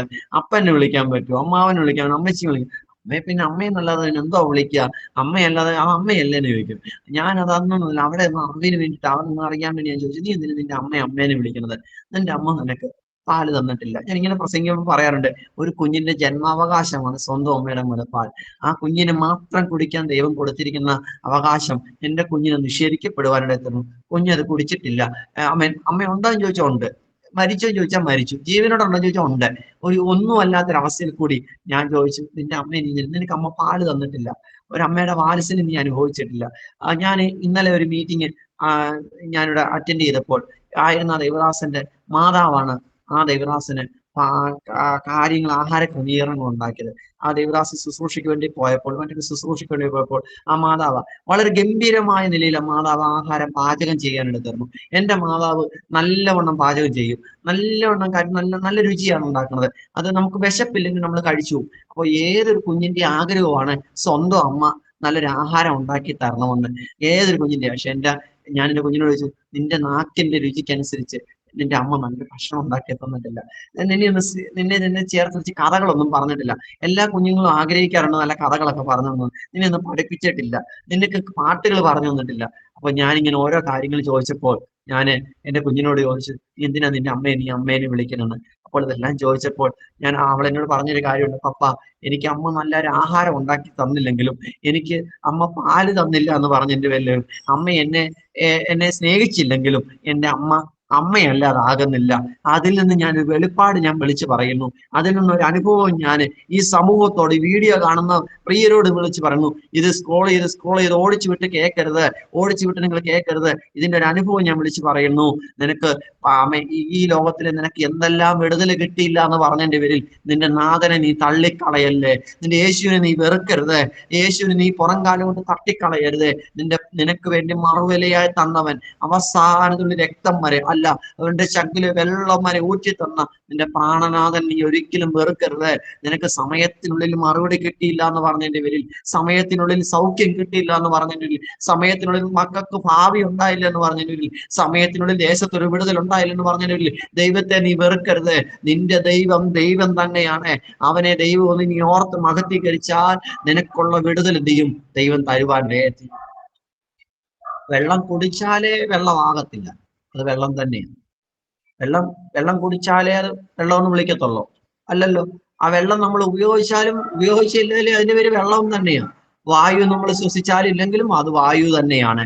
അങ്ങനാണെങ്കിൽ നീ ആരാധിച്ചാലും ആരാധിച്ചില്ലേലും, യേശുവിനെ ഉയർത്തിയാലും യേശുവിനെ ഈ ലോകം സ്നേഹിച്ചാലും സ്നേഹിച്ചില്ലെങ്കിലും ഈ പ്രപഞ്ചത്തിന്റെ അധികാരിയായ ദൈവമാണ്, നമ്മുടെ ആത്മാവിന്റെ വീണ്ടെടുപ്പുകാരനാണ് ഞാൻ പ്രസംഗിക്കുന്ന നമ്മുടെ പ്രാണപ്രിയനായ നമ്മുടെ കർത്താവ്. ആ കർത്താവിനെ ആരാധിക്കുക. പ്രിയരെ, ഞാൻ പറഞ്ഞല്ലോ, ഒരു പെന്തക്കോസ്ത് കുടുംബത്തിൽ ജനിച്ചവനോ ഒരു പാസ്റ്റർ മോനായിട്ട് ജനിച്ചവന്റെ വെളിപ്പാടിലല്ല വിളിച്ചു പറഞ്ഞത്. 38 വയസ്സുണ്ട് എന്റെ കുഞ്ഞിനോട് പറയുമ്പോൾ എനിക്കന്ന് 38 വയസ്സുണ്ട്. എന്റെ കുഞ്ഞിനന്ന് 9 വയസ്സുള്ള പ്രായത്തിൽ അവൾ എന്നോട് പറഞ്ഞൊരു കാര്യമാണ്, പപ്പ അമ്മ പാല് തന്നില്ല എന്ന് പറഞ്ഞു. അതിൽ നിന്നാണ് ദൈവം എന്നെ ഒരു ചിന്ത ചിന്തിപ്പിച്ചത്. എന്റെ വൈഫിനെ സൗഖ്യമാക്കിയാലില്ലെങ്കിലും എന്റെ ദൈവം തന്നെയാണ്. ആ ദൈവത്തെ ആരാധിച്ച് നോക്കിക്കേ. വഴി തെറ്റാതെ, അഡ്രസ് തെറ്റാതെ, വീട് തെറ്റാതെ, ആള് തെറ്റാതെ, മനുഷ്യർക്ക് ആള് തെറ്റിയാലും ബന്ധുക്കൾക്ക് ആള് തെറ്റിയാലും നമുക്ക് വരേണ്ട വിടുതലുകൾ എല്ലാ ശക്തികളെയും ഈ ലോകത്തിലെ സകല അന്ധകാര ശക്തികളെയും വകഞ്ഞു മാറ്റിക്കൊണ്ട് നമുക്കുള്ള വിടുതൽ നമ്മളെ വീട്ടിൽ വരും. ഇന്നല്ലെങ്കിൽ നാളെ എൻ്റെ പ്രിയപ്പെട്ടവർക്ക് ദൈവ സൗഖ്യം കൊടുക്കും. എനിക്കൊരു വിശ്വാസമുണ്ട്. അല്ലെങ്കിൽ നിത്യതയുടെ തുറമുഖത്ത് ദൈവം അവർക്ക് ഞാൻ അവളെ കാണുവാൻ തരും. പ്രിയരെ, ആമേൻ, സ്തോത്രം. ഇപ്പോൾ ഞാൻ ചടയമംഗലം, കൊല്ലം ജില്ലയിൽപ്പെട്ട ഒരു സ്ഥലമാണ് ചടയമംഗലം സ്ഥലത്ത്. അവിടെ ഞാൻ കർത്താവിന്റെ വേല, പുതിയ പ്രവർത്തനം ഏറ്റെടുത്ത് ഞാൻ വേല ചെയ്തുകൊണ്ടിരിക്കുന്നു. ഇപ്പോഴും പുള്ളിക്കാരിയെ കോട്ടയം കാരിത്താസ് ഹോസ്പിറ്റലിൽ കാണിച്ചുകൊണ്ടിരിക്കുന്നു. ചില നാളുകളായിട്ട് പുള്ളിക്കാരിക്ക് അല്പം മാറ്റം വന്ന് കണ്ടു തുടങ്ങിയിരിക്കുന്നു. വീട്ടിലെ കാര്യാദികൾ അല്പസ്വല്പം ശ്രദ്ധിക്കുവാനും കുഞ്ഞിന്റെ ബുക്കുകളൊക്കെ പഠിപ്പിക്കത്തില്ല, ബുക്കുകളൊക്കെ അടുക്കി വെച്ച് കൊടുക്കുകയും കുഞ്ഞിന് ആഹാരം എടുത്തുകൊണ്ട് കൊടുക്കുകയും അവിടെ തുണികൾ എടുത്തുകൊണ്ട് വെക്കുകയും പഴയതുപോലെ വിക്രികളൊന്നും കാണിക്കാതെ, കുഴപ്പങ്ങളൊന്നും കാണിക്കാതെ കുഞ്ഞിനെ സമയത്തിന് വീട്ടിൽ കണ്ടില്ലെങ്കിൽ സ്കൂൾ ബസ് വരാൻ താമസിച്ചാൽ ഒരുപക്ഷെ കുഞ്ഞിനെ കുറിച്ച് തിരക്കുകയൊക്കെ ചെയ്യുന്ന ഒരു ഘട്ടത്തിലേക്ക് പുള്ളിക്കാരി വന്നുകൊണ്ടിരിക്കുന്നു. എൻ്റെ വൈഫിന്റെ പേര് ഹരിത എന്നാണ്, കുഞ്ഞിന്റെ പേര് നേഹ എന്നാണ്. നേഹ എന്നാണ്. പ്രിയരെ, എന്നിട്ടും ഈ പ്രിയപ്പെട്ടവൻ, ഞാൻ ഈ പുസ്തകത്തെ തള്ളിക്കളയാതെ, ഈ വെറുത്ത പുസ്തകത്തെ ഞാൻ ഇന്ന് സ്നേഹിക്കുന്നു. ഈ വെറുത്ത നാമത്തെ ഞാൻ ഇന്ന് ആരാധിക്കുന്നു. ഈ വെറുത്ത നാമത്തെ ഞാൻ പലയിടത്തും ഞാൻ പ്രസംഗിക്കുന്നു, ഉയർത്തുന്നു. എൻ്റെ വീണ്ടെടുപ്പുകാരൻ എൻ്റെ ദൈവമാണ്. എൻ്റെ ദൈവമായതുകൊണ്ട് ഞാൻ ദൈവത്തെ ആരാധിക്കുന്നു. 3 ഘട്ടത്തിൽ കൂടി ഞാൻ കടന്നുപോയി. ഒരു രാത്രിയിൽ ആ മാതാവ് എഴുന്നേറ്റ് പ്രാർത്ഥിച്ചില്ലായിരുന്നെങ്കിൽ അന്ന് രാത്രിയിൽ എൻ്റെ മാതാവ് വിഷം തന്ന് അന്ന് ഞങ്ങൾ ആ ഓലമേഞ്ഞ പെരയ്ക്കകത്ത് ഞങ്ങൾ 3 ശവശരീരങ്ങൾ വീഴേണ്ട സ്ഥാനത്ത്, ബോംബെ മഹാരാഷ്ട്ര നാസിക് റെയിൽവേ പാളത്തിൽ ഞങ്ങളുടെ തലയറ്റി പോകേണ്ട സ്ഥാനത്ത്, അല്ല ചങ്ങനാശ്ശേരി റെയിൽവേ പാളത്തെ നശിച്ചു പോകേണ്ട സ്ഥാനത്ത് ഞങ്ങളെ ഓർത്ത് പ്രാർത്ഥിച്ചതുകൊണ്ടാണ് ഞങ്ങൾ ഈ ഭൂമി പരപ്പി നിൽക്കുന്നത്. ഇന്നും അനേകർ പ്രാർത്ഥന കൊണ്ട് നിൽക്കുന്നു. അല്ല, എൻ്റെ കഴിവ് കൊണ്ടല്ല, ദൈവം എന്നെ സ്നേഹിക്കുന്നത് കൊണ്ടാണ്. ഞാൻ വിളിച്ചു പറയുന്നു, നമുക്കൊരു ദൈവമുണ്ട്. ഈ സാക്ഷ്യം ഞാൻ നിങ്ങളോട് വിളിച്ചു പറഞ്ഞൊരു കാര്യമുണ്ട്. നമുക്കൊരു ദൈവമുണ്ട്, എനിക്കൊരു ദൈവമുണ്ട്. യേശുവിനെ അറിയാത്ത ഈ വീഡിയോ കാണുന്ന സഹോദരനോട് ഞാൻ വിളിച്ചു പറയുന്നു, സമൂഹത്തോട് വിളിച്ചു പറഞ്ഞു, ഓരോ പഞ്ചായത്തിലുള്ള, ഓരോ വാർഡിലുള്ള ഓരോ വീട്ടുകാരോട് ഞാൻ വിളിച്ചു പറഞ്ഞു. രാഷ്ട്രീയ രീതി ഞാൻ വിളിച്ചു പറഞ്ഞല്ല, രാഷ്ട്രീയ പ്രസംഗക്കാർ പറഞ്ഞതുപോലെ ഞാൻ പറയുന്നതല്ല.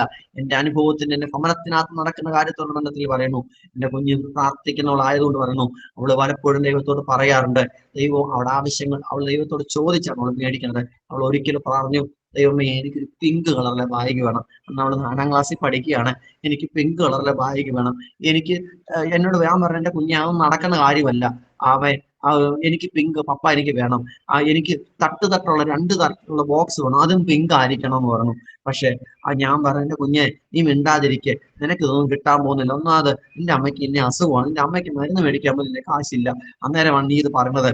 പക്ഷെ ഞാൻ പറഞ്ഞു, അകത്ത് കാണാൻ പോയിരുന്നു പ്രാർത്ഥിക്കാൻ നോക്കും. ഇച്ചിരി നീരസത്തോടു കൂടി, ഇച്ചിരി വെറുപ്പോടുകൂടി അകത്ത് കാണാൻ പോയിരുന്നു പ്രാർത്ഥിച്ച് വെറുപ്പോടുകൂടി എൻ്റെ കുഞ്ഞിന് ഞാൻ അവളോട്. പക്ഷെ അവള് പോയി, ഞാൻ ഓർത്തില്ല അവള് പോയി പ്രാർത്ഥിക്കുമെന്ന്. 9 വയസ്സുള്ളവൾ 4ാം ക്ലാസ്, നമ്മൾ 8ലാണ് പഠിക്കുന്നത്. ആ 4ാം ക്ലാസ്സുകാരി ഞങ്ങളുടെ കൊച്ചു റൂമിനകത്ത് പോയിരുന്ന് കട്ടിലിലെയും ആ ടേബിളിലെ ഇടയ്ക്ക് പോയിരുന്ന് അവർ പ്രാർത്ഥിക്കുന്നുണ്ട്. എന്തൊക്കെ അവർക്ക് അറിയാവുന്ന ഭാഷയിൽ അവളിത് പറഞ്ഞു. പക്ഷെ ഒരാഴ്ചക്കുള്ളിൽ ഞാനിപ്പോഴും അത് ഓർക്കുന്നുണ്ട്. ഞാൻ പന്തളത്തിനടുത്ത് പച്ചക്കറി കടയിൽ നിൽക്കുന്ന എനിക്കൊരു കോള് വന്നു.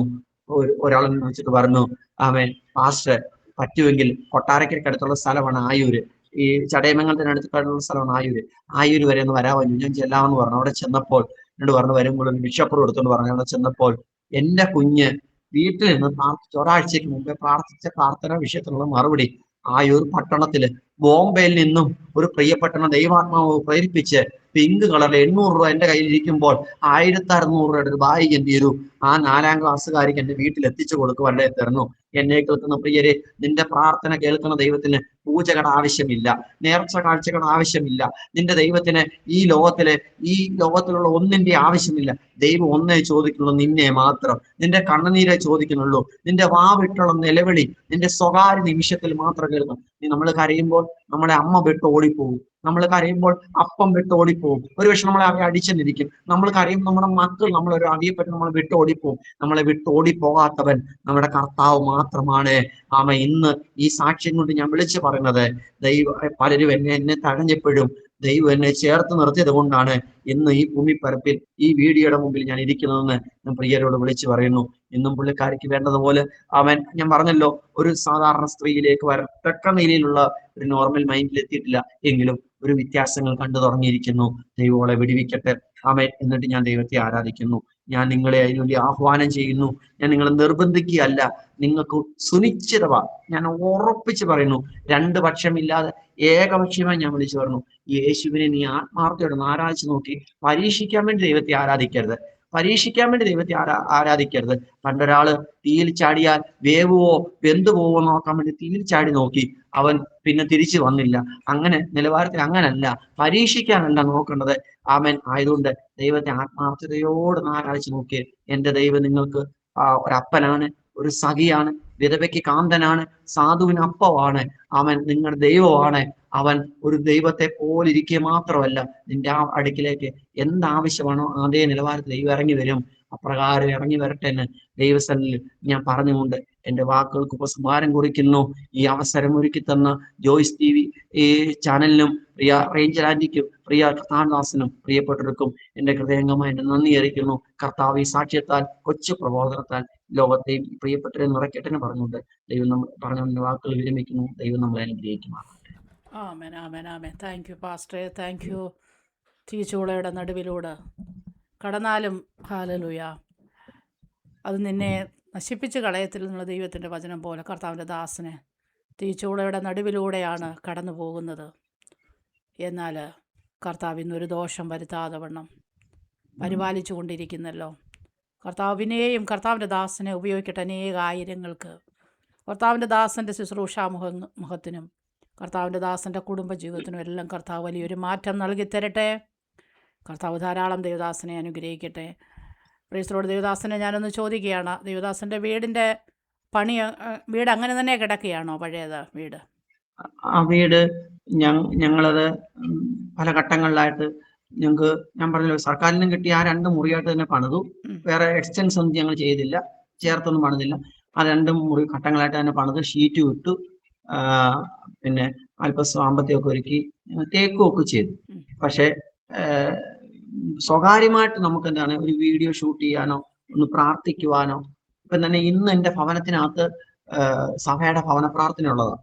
അത് മാറ്റിവെച്ചു. കാര്യം സാധനങ്ങളൊന്നും മാറ്റിവെക്കാൻ. കാര്യം ഒരു കട്ടിലും ഒരു ടേബിളും കൂടെ ആയപ്പോൾ തന്നെ നിറഞ്ഞു കഴിഞ്ഞു. ആ കാര്യം ഇപ്പം റേഞ്ചർ ആന്റി അല്ലെങ്കിൽ പ്രിയ ഒരു കർണാടകദാസന്മാർ ആരെങ്കിലും വീട്ടിലോട്ട് കയറി വന്നു കഴിഞ്ഞാൽ കിടക്കുന്ന അമ്മയ്ക്ക് 2 മുട്ടിനും ഓരോ മുട്ടിന് തേയ്മാനോ മറ്റേ മുട്ടിന് വെള്ളം കെട്ടുക. ഈ കാലം വെച്ചുകൊണ്ട് അമ്മ ഇപ്പോഴും ജോലിക്ക് പോകുന്നുണ്ട്, വീട്ടിൽ ജോലിക്ക് പോകുന്നുണ്ട്, ഇപ്പോഴും ജോലിക്ക് പോവാ. ഒരു കാലം അച്ഛൻ പിടിച്ച് ഒടിച്ചതായിരുന്നു, ഇടയ്ക്ക് വെച്ച് അച്ഛൻ ഒടിച്ചതാ. എന്നിട്ടും ഈ അതൊക്കെ ദൈവം അങ്ങനെ ബലത്തോട് നടത്തുക. ഞാൻ പറഞ്ഞത് എക്സ്റ്റൻസ് ഒന്നും ചെയ്തിട്ടില്ല. പിന്നെ വീഡിയോ ഷൂട്ട് ചെയ്യുമ്പോഴത്തേക്ക് പ്രിയപ്പെട്ടുള്ള ഇടയ്ക്കിടയ്ക്ക് റൂമിലോട്ട് കയറി വരും. മാറിയിരിക്കാൻ പറഞ്ഞാൽ മാറിയിരിക്കത്തില്ല. ഞാൻ ബഹളം സംസാരിക്കുകയൊക്കെ ചെയ്യും. പിന്നെ കുഞ്ഞിന് പഠിക്കാൻ റൂമില്ല. അപ്പം അമ്മ ഒരു റൂമിൽ കിടക്കുക, കയറി വരുന്ന റൂമിലോട്ട് ഇപ്പം നമ്മൾ കയറി വരുന്ന റൂമിൽ. അപ്പം അതുകൊണ്ട് സൗകര്യങ്ങളായിട്ടില്ല. ആകെ 2 റൂമേ ഉള്ളൂ, പിന്നുള്ളൊരു അടുക്കള. എന്നാ കണ്ടാൽ തേച്ച വീടാണ്. അങ്ങനെ നമുക്ക് സർക്കാരിന് കിട്ടിയത് അന്നത്തെ കാലം. ഓക്കെ പാസ്റ്ററെ, നമുക്ക് പ്രാർത്ഥിക്കാം നമ്മുടെ കേൾവിക്കാരിലൂടെ. ഞാൻ കഴിഞ്ഞ ദിവസം ദുബായിന്ന് എനിക്കൊരു ദൈവദാസന് സൂമിൽ പങ്കെടുക്കണം എന്ന് പറഞ്ഞുകൊണ്ട് ലിങ്ക് അയച്ചു തന്നു. പ്രസംഗിക്കാനല്ല, ശുശ്രൂഷ അനുഭവിക്കാൻ. അപ്പം ലൈറ്റ് ഇട്ട് കഴിഞ്ഞാൽ അമ്മയ്ക്ക് പിന്നെ പോകാൻ പറ്റില്ല. അതുകൊണ്ട് ഞാൻ 10 മണി തൊട്ട് 11:30 വരെ അവരുടെ സൂം മീറ്റിംഗ്. നമ്മുടെ ഇന്ത്യൻ സമയം 10 തൊട്ട് 11:30 വരെയാണ്. ഞാൻ ആ മൊബൈലും എടുത്തുകൊണ്ട് ഞങ്ങളുടെ വീടിന്റെ പുറത്ത് അലക്കുകല്ലിന്റെ അവിടെ പോയിരുന്നോണ്ട് വേറൊരു ടോർച്ച് അടിച്ചു വെച്ചുകൊണ്ട് എന്റെ മുഖം കാണണമല്ലോ, അതുകൊണ്ട് ഈ ഇട്ടിട്ട് പോയി ടോർച്ച് അടിച്ചു വെച്ചുകൊണ്ട് സൂമിൽ അറ്റൻഡ് ചെയ്തു. അവരത് ചോദിച്ചില്ല, ഞാൻ പറയാനും പോയില്ല. ഇപ്പൊ ആന്റി ചോദിച്ചതിന്റെ ബന്ധത്തിൽ ഞാനങ്ങ് പറഞ്ഞതാണ്. ദൈവം അനുഗ്രഹിക്കുന്നത്. ഓക്കെ പാസ്റ്ററിന്റെ അവസ്ഥകള് കർത്താവ് കാണുന്നുണ്ട്. നമ്മള് ഈ ലോകത്തില് ഒന്നിലധികം വീടുകളുള്ള ഒരുപാട് പേരുണ്ട്. പ്രിയ കർത്താവിൻ്റെ ദാസന് ദൈവത്തെ ആരാധിക്കാനും ദൈവത്തെ മഹത്വപ്പെടുത്തുവാനും സ്വസ്ഥമായിട്ടൊന്ന് ഇരിക്കാനും ഒക്കെ ഉള്ളൊരു ഭവനം ദൈവം ഈ ഭൂമിയിൽ ഒരുക്കി കൊടുക്കട്ടെ.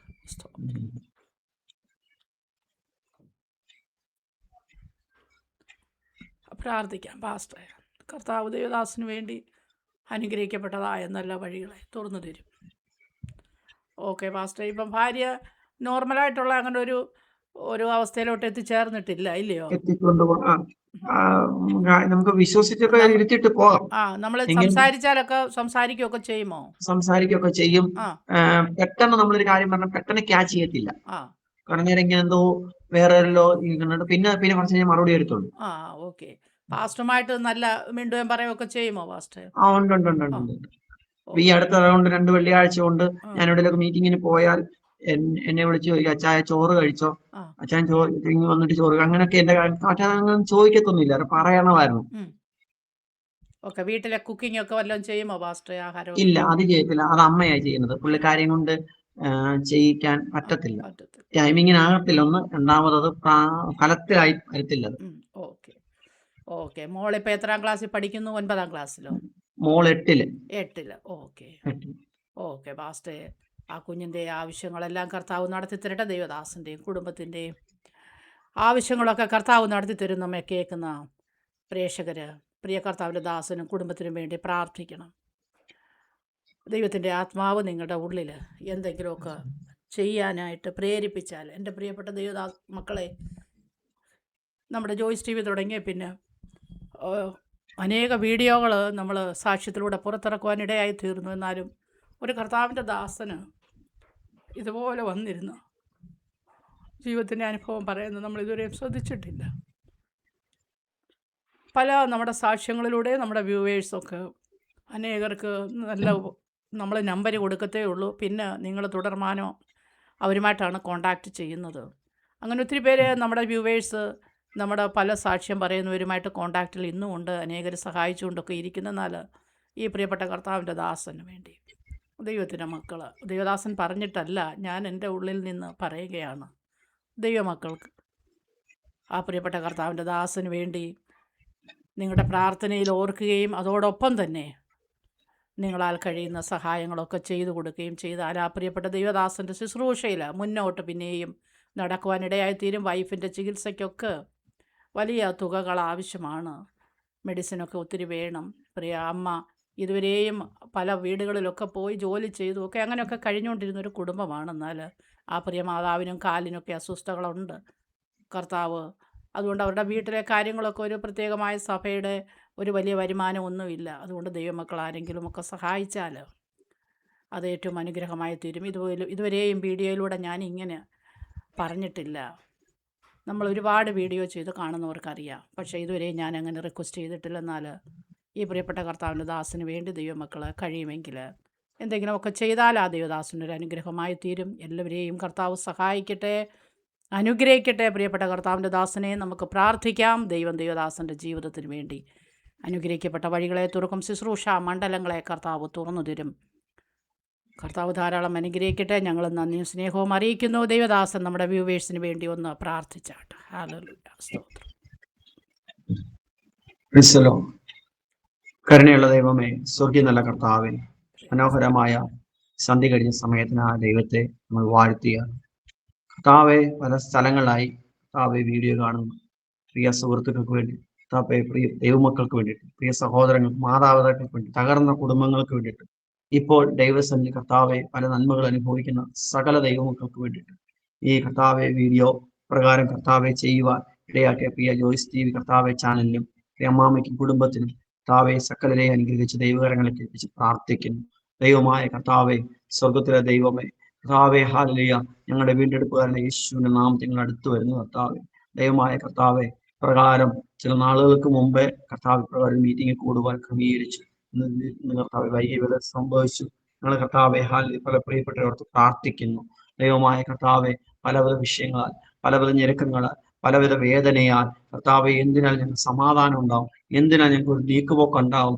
ഈ ലോകം ഞങ്ങൾ വിട്ടുകഴിഞ്ഞാൽ ഞങ്ങളുടെ അവസ്ഥ ഇനി എന്തായിരിക്കും, ഈ ലോകത്തോട് ഞങ്ങൾ വിട പറഞ്ഞാൽ ഞങ്ങളുടെ നിത്യത ഞങ്ങൾ എവിടെ ചെലവിടും എന്ന് പലവിധത്തിനാൽ കർത്താവെ ചോദ്യം ചെയ്യപ്പെടുന്നവർ, പല തീർത്ഥയാത്ര നടത്തുന്നവർ, ആമേൻ കർത്താവെ, അവരവരുടെ ശരീരത്തിനും ദണ്ഡിപ്പിച്ച് ആമേൻ ഹല്ലേലൂയ പല ആമേൻ കർത്താവ് വിക്രികൾ ഈ ലോകത്തെ കാണിച്ചു കൂട്ടുമ്പോൾ ആമേൻ കർത്താവെ ദൈവകരങ്ങളിലേക്ക് പ്രിയപ്പെട്ടവരെ ഏൽപ്പിച്ച് പ്രാർത്ഥിക്കുന്നു. അപ്പോൾ തന്നെ ഈ വീഡിയോ കാണുന്ന പല ശ്രോതാക്കളുണ്ട്, അവരെ ഓർത്ത് പ്രാർത്ഥിക്കുന്നു, സ്തോത്രം ചെയ്യുന്നു.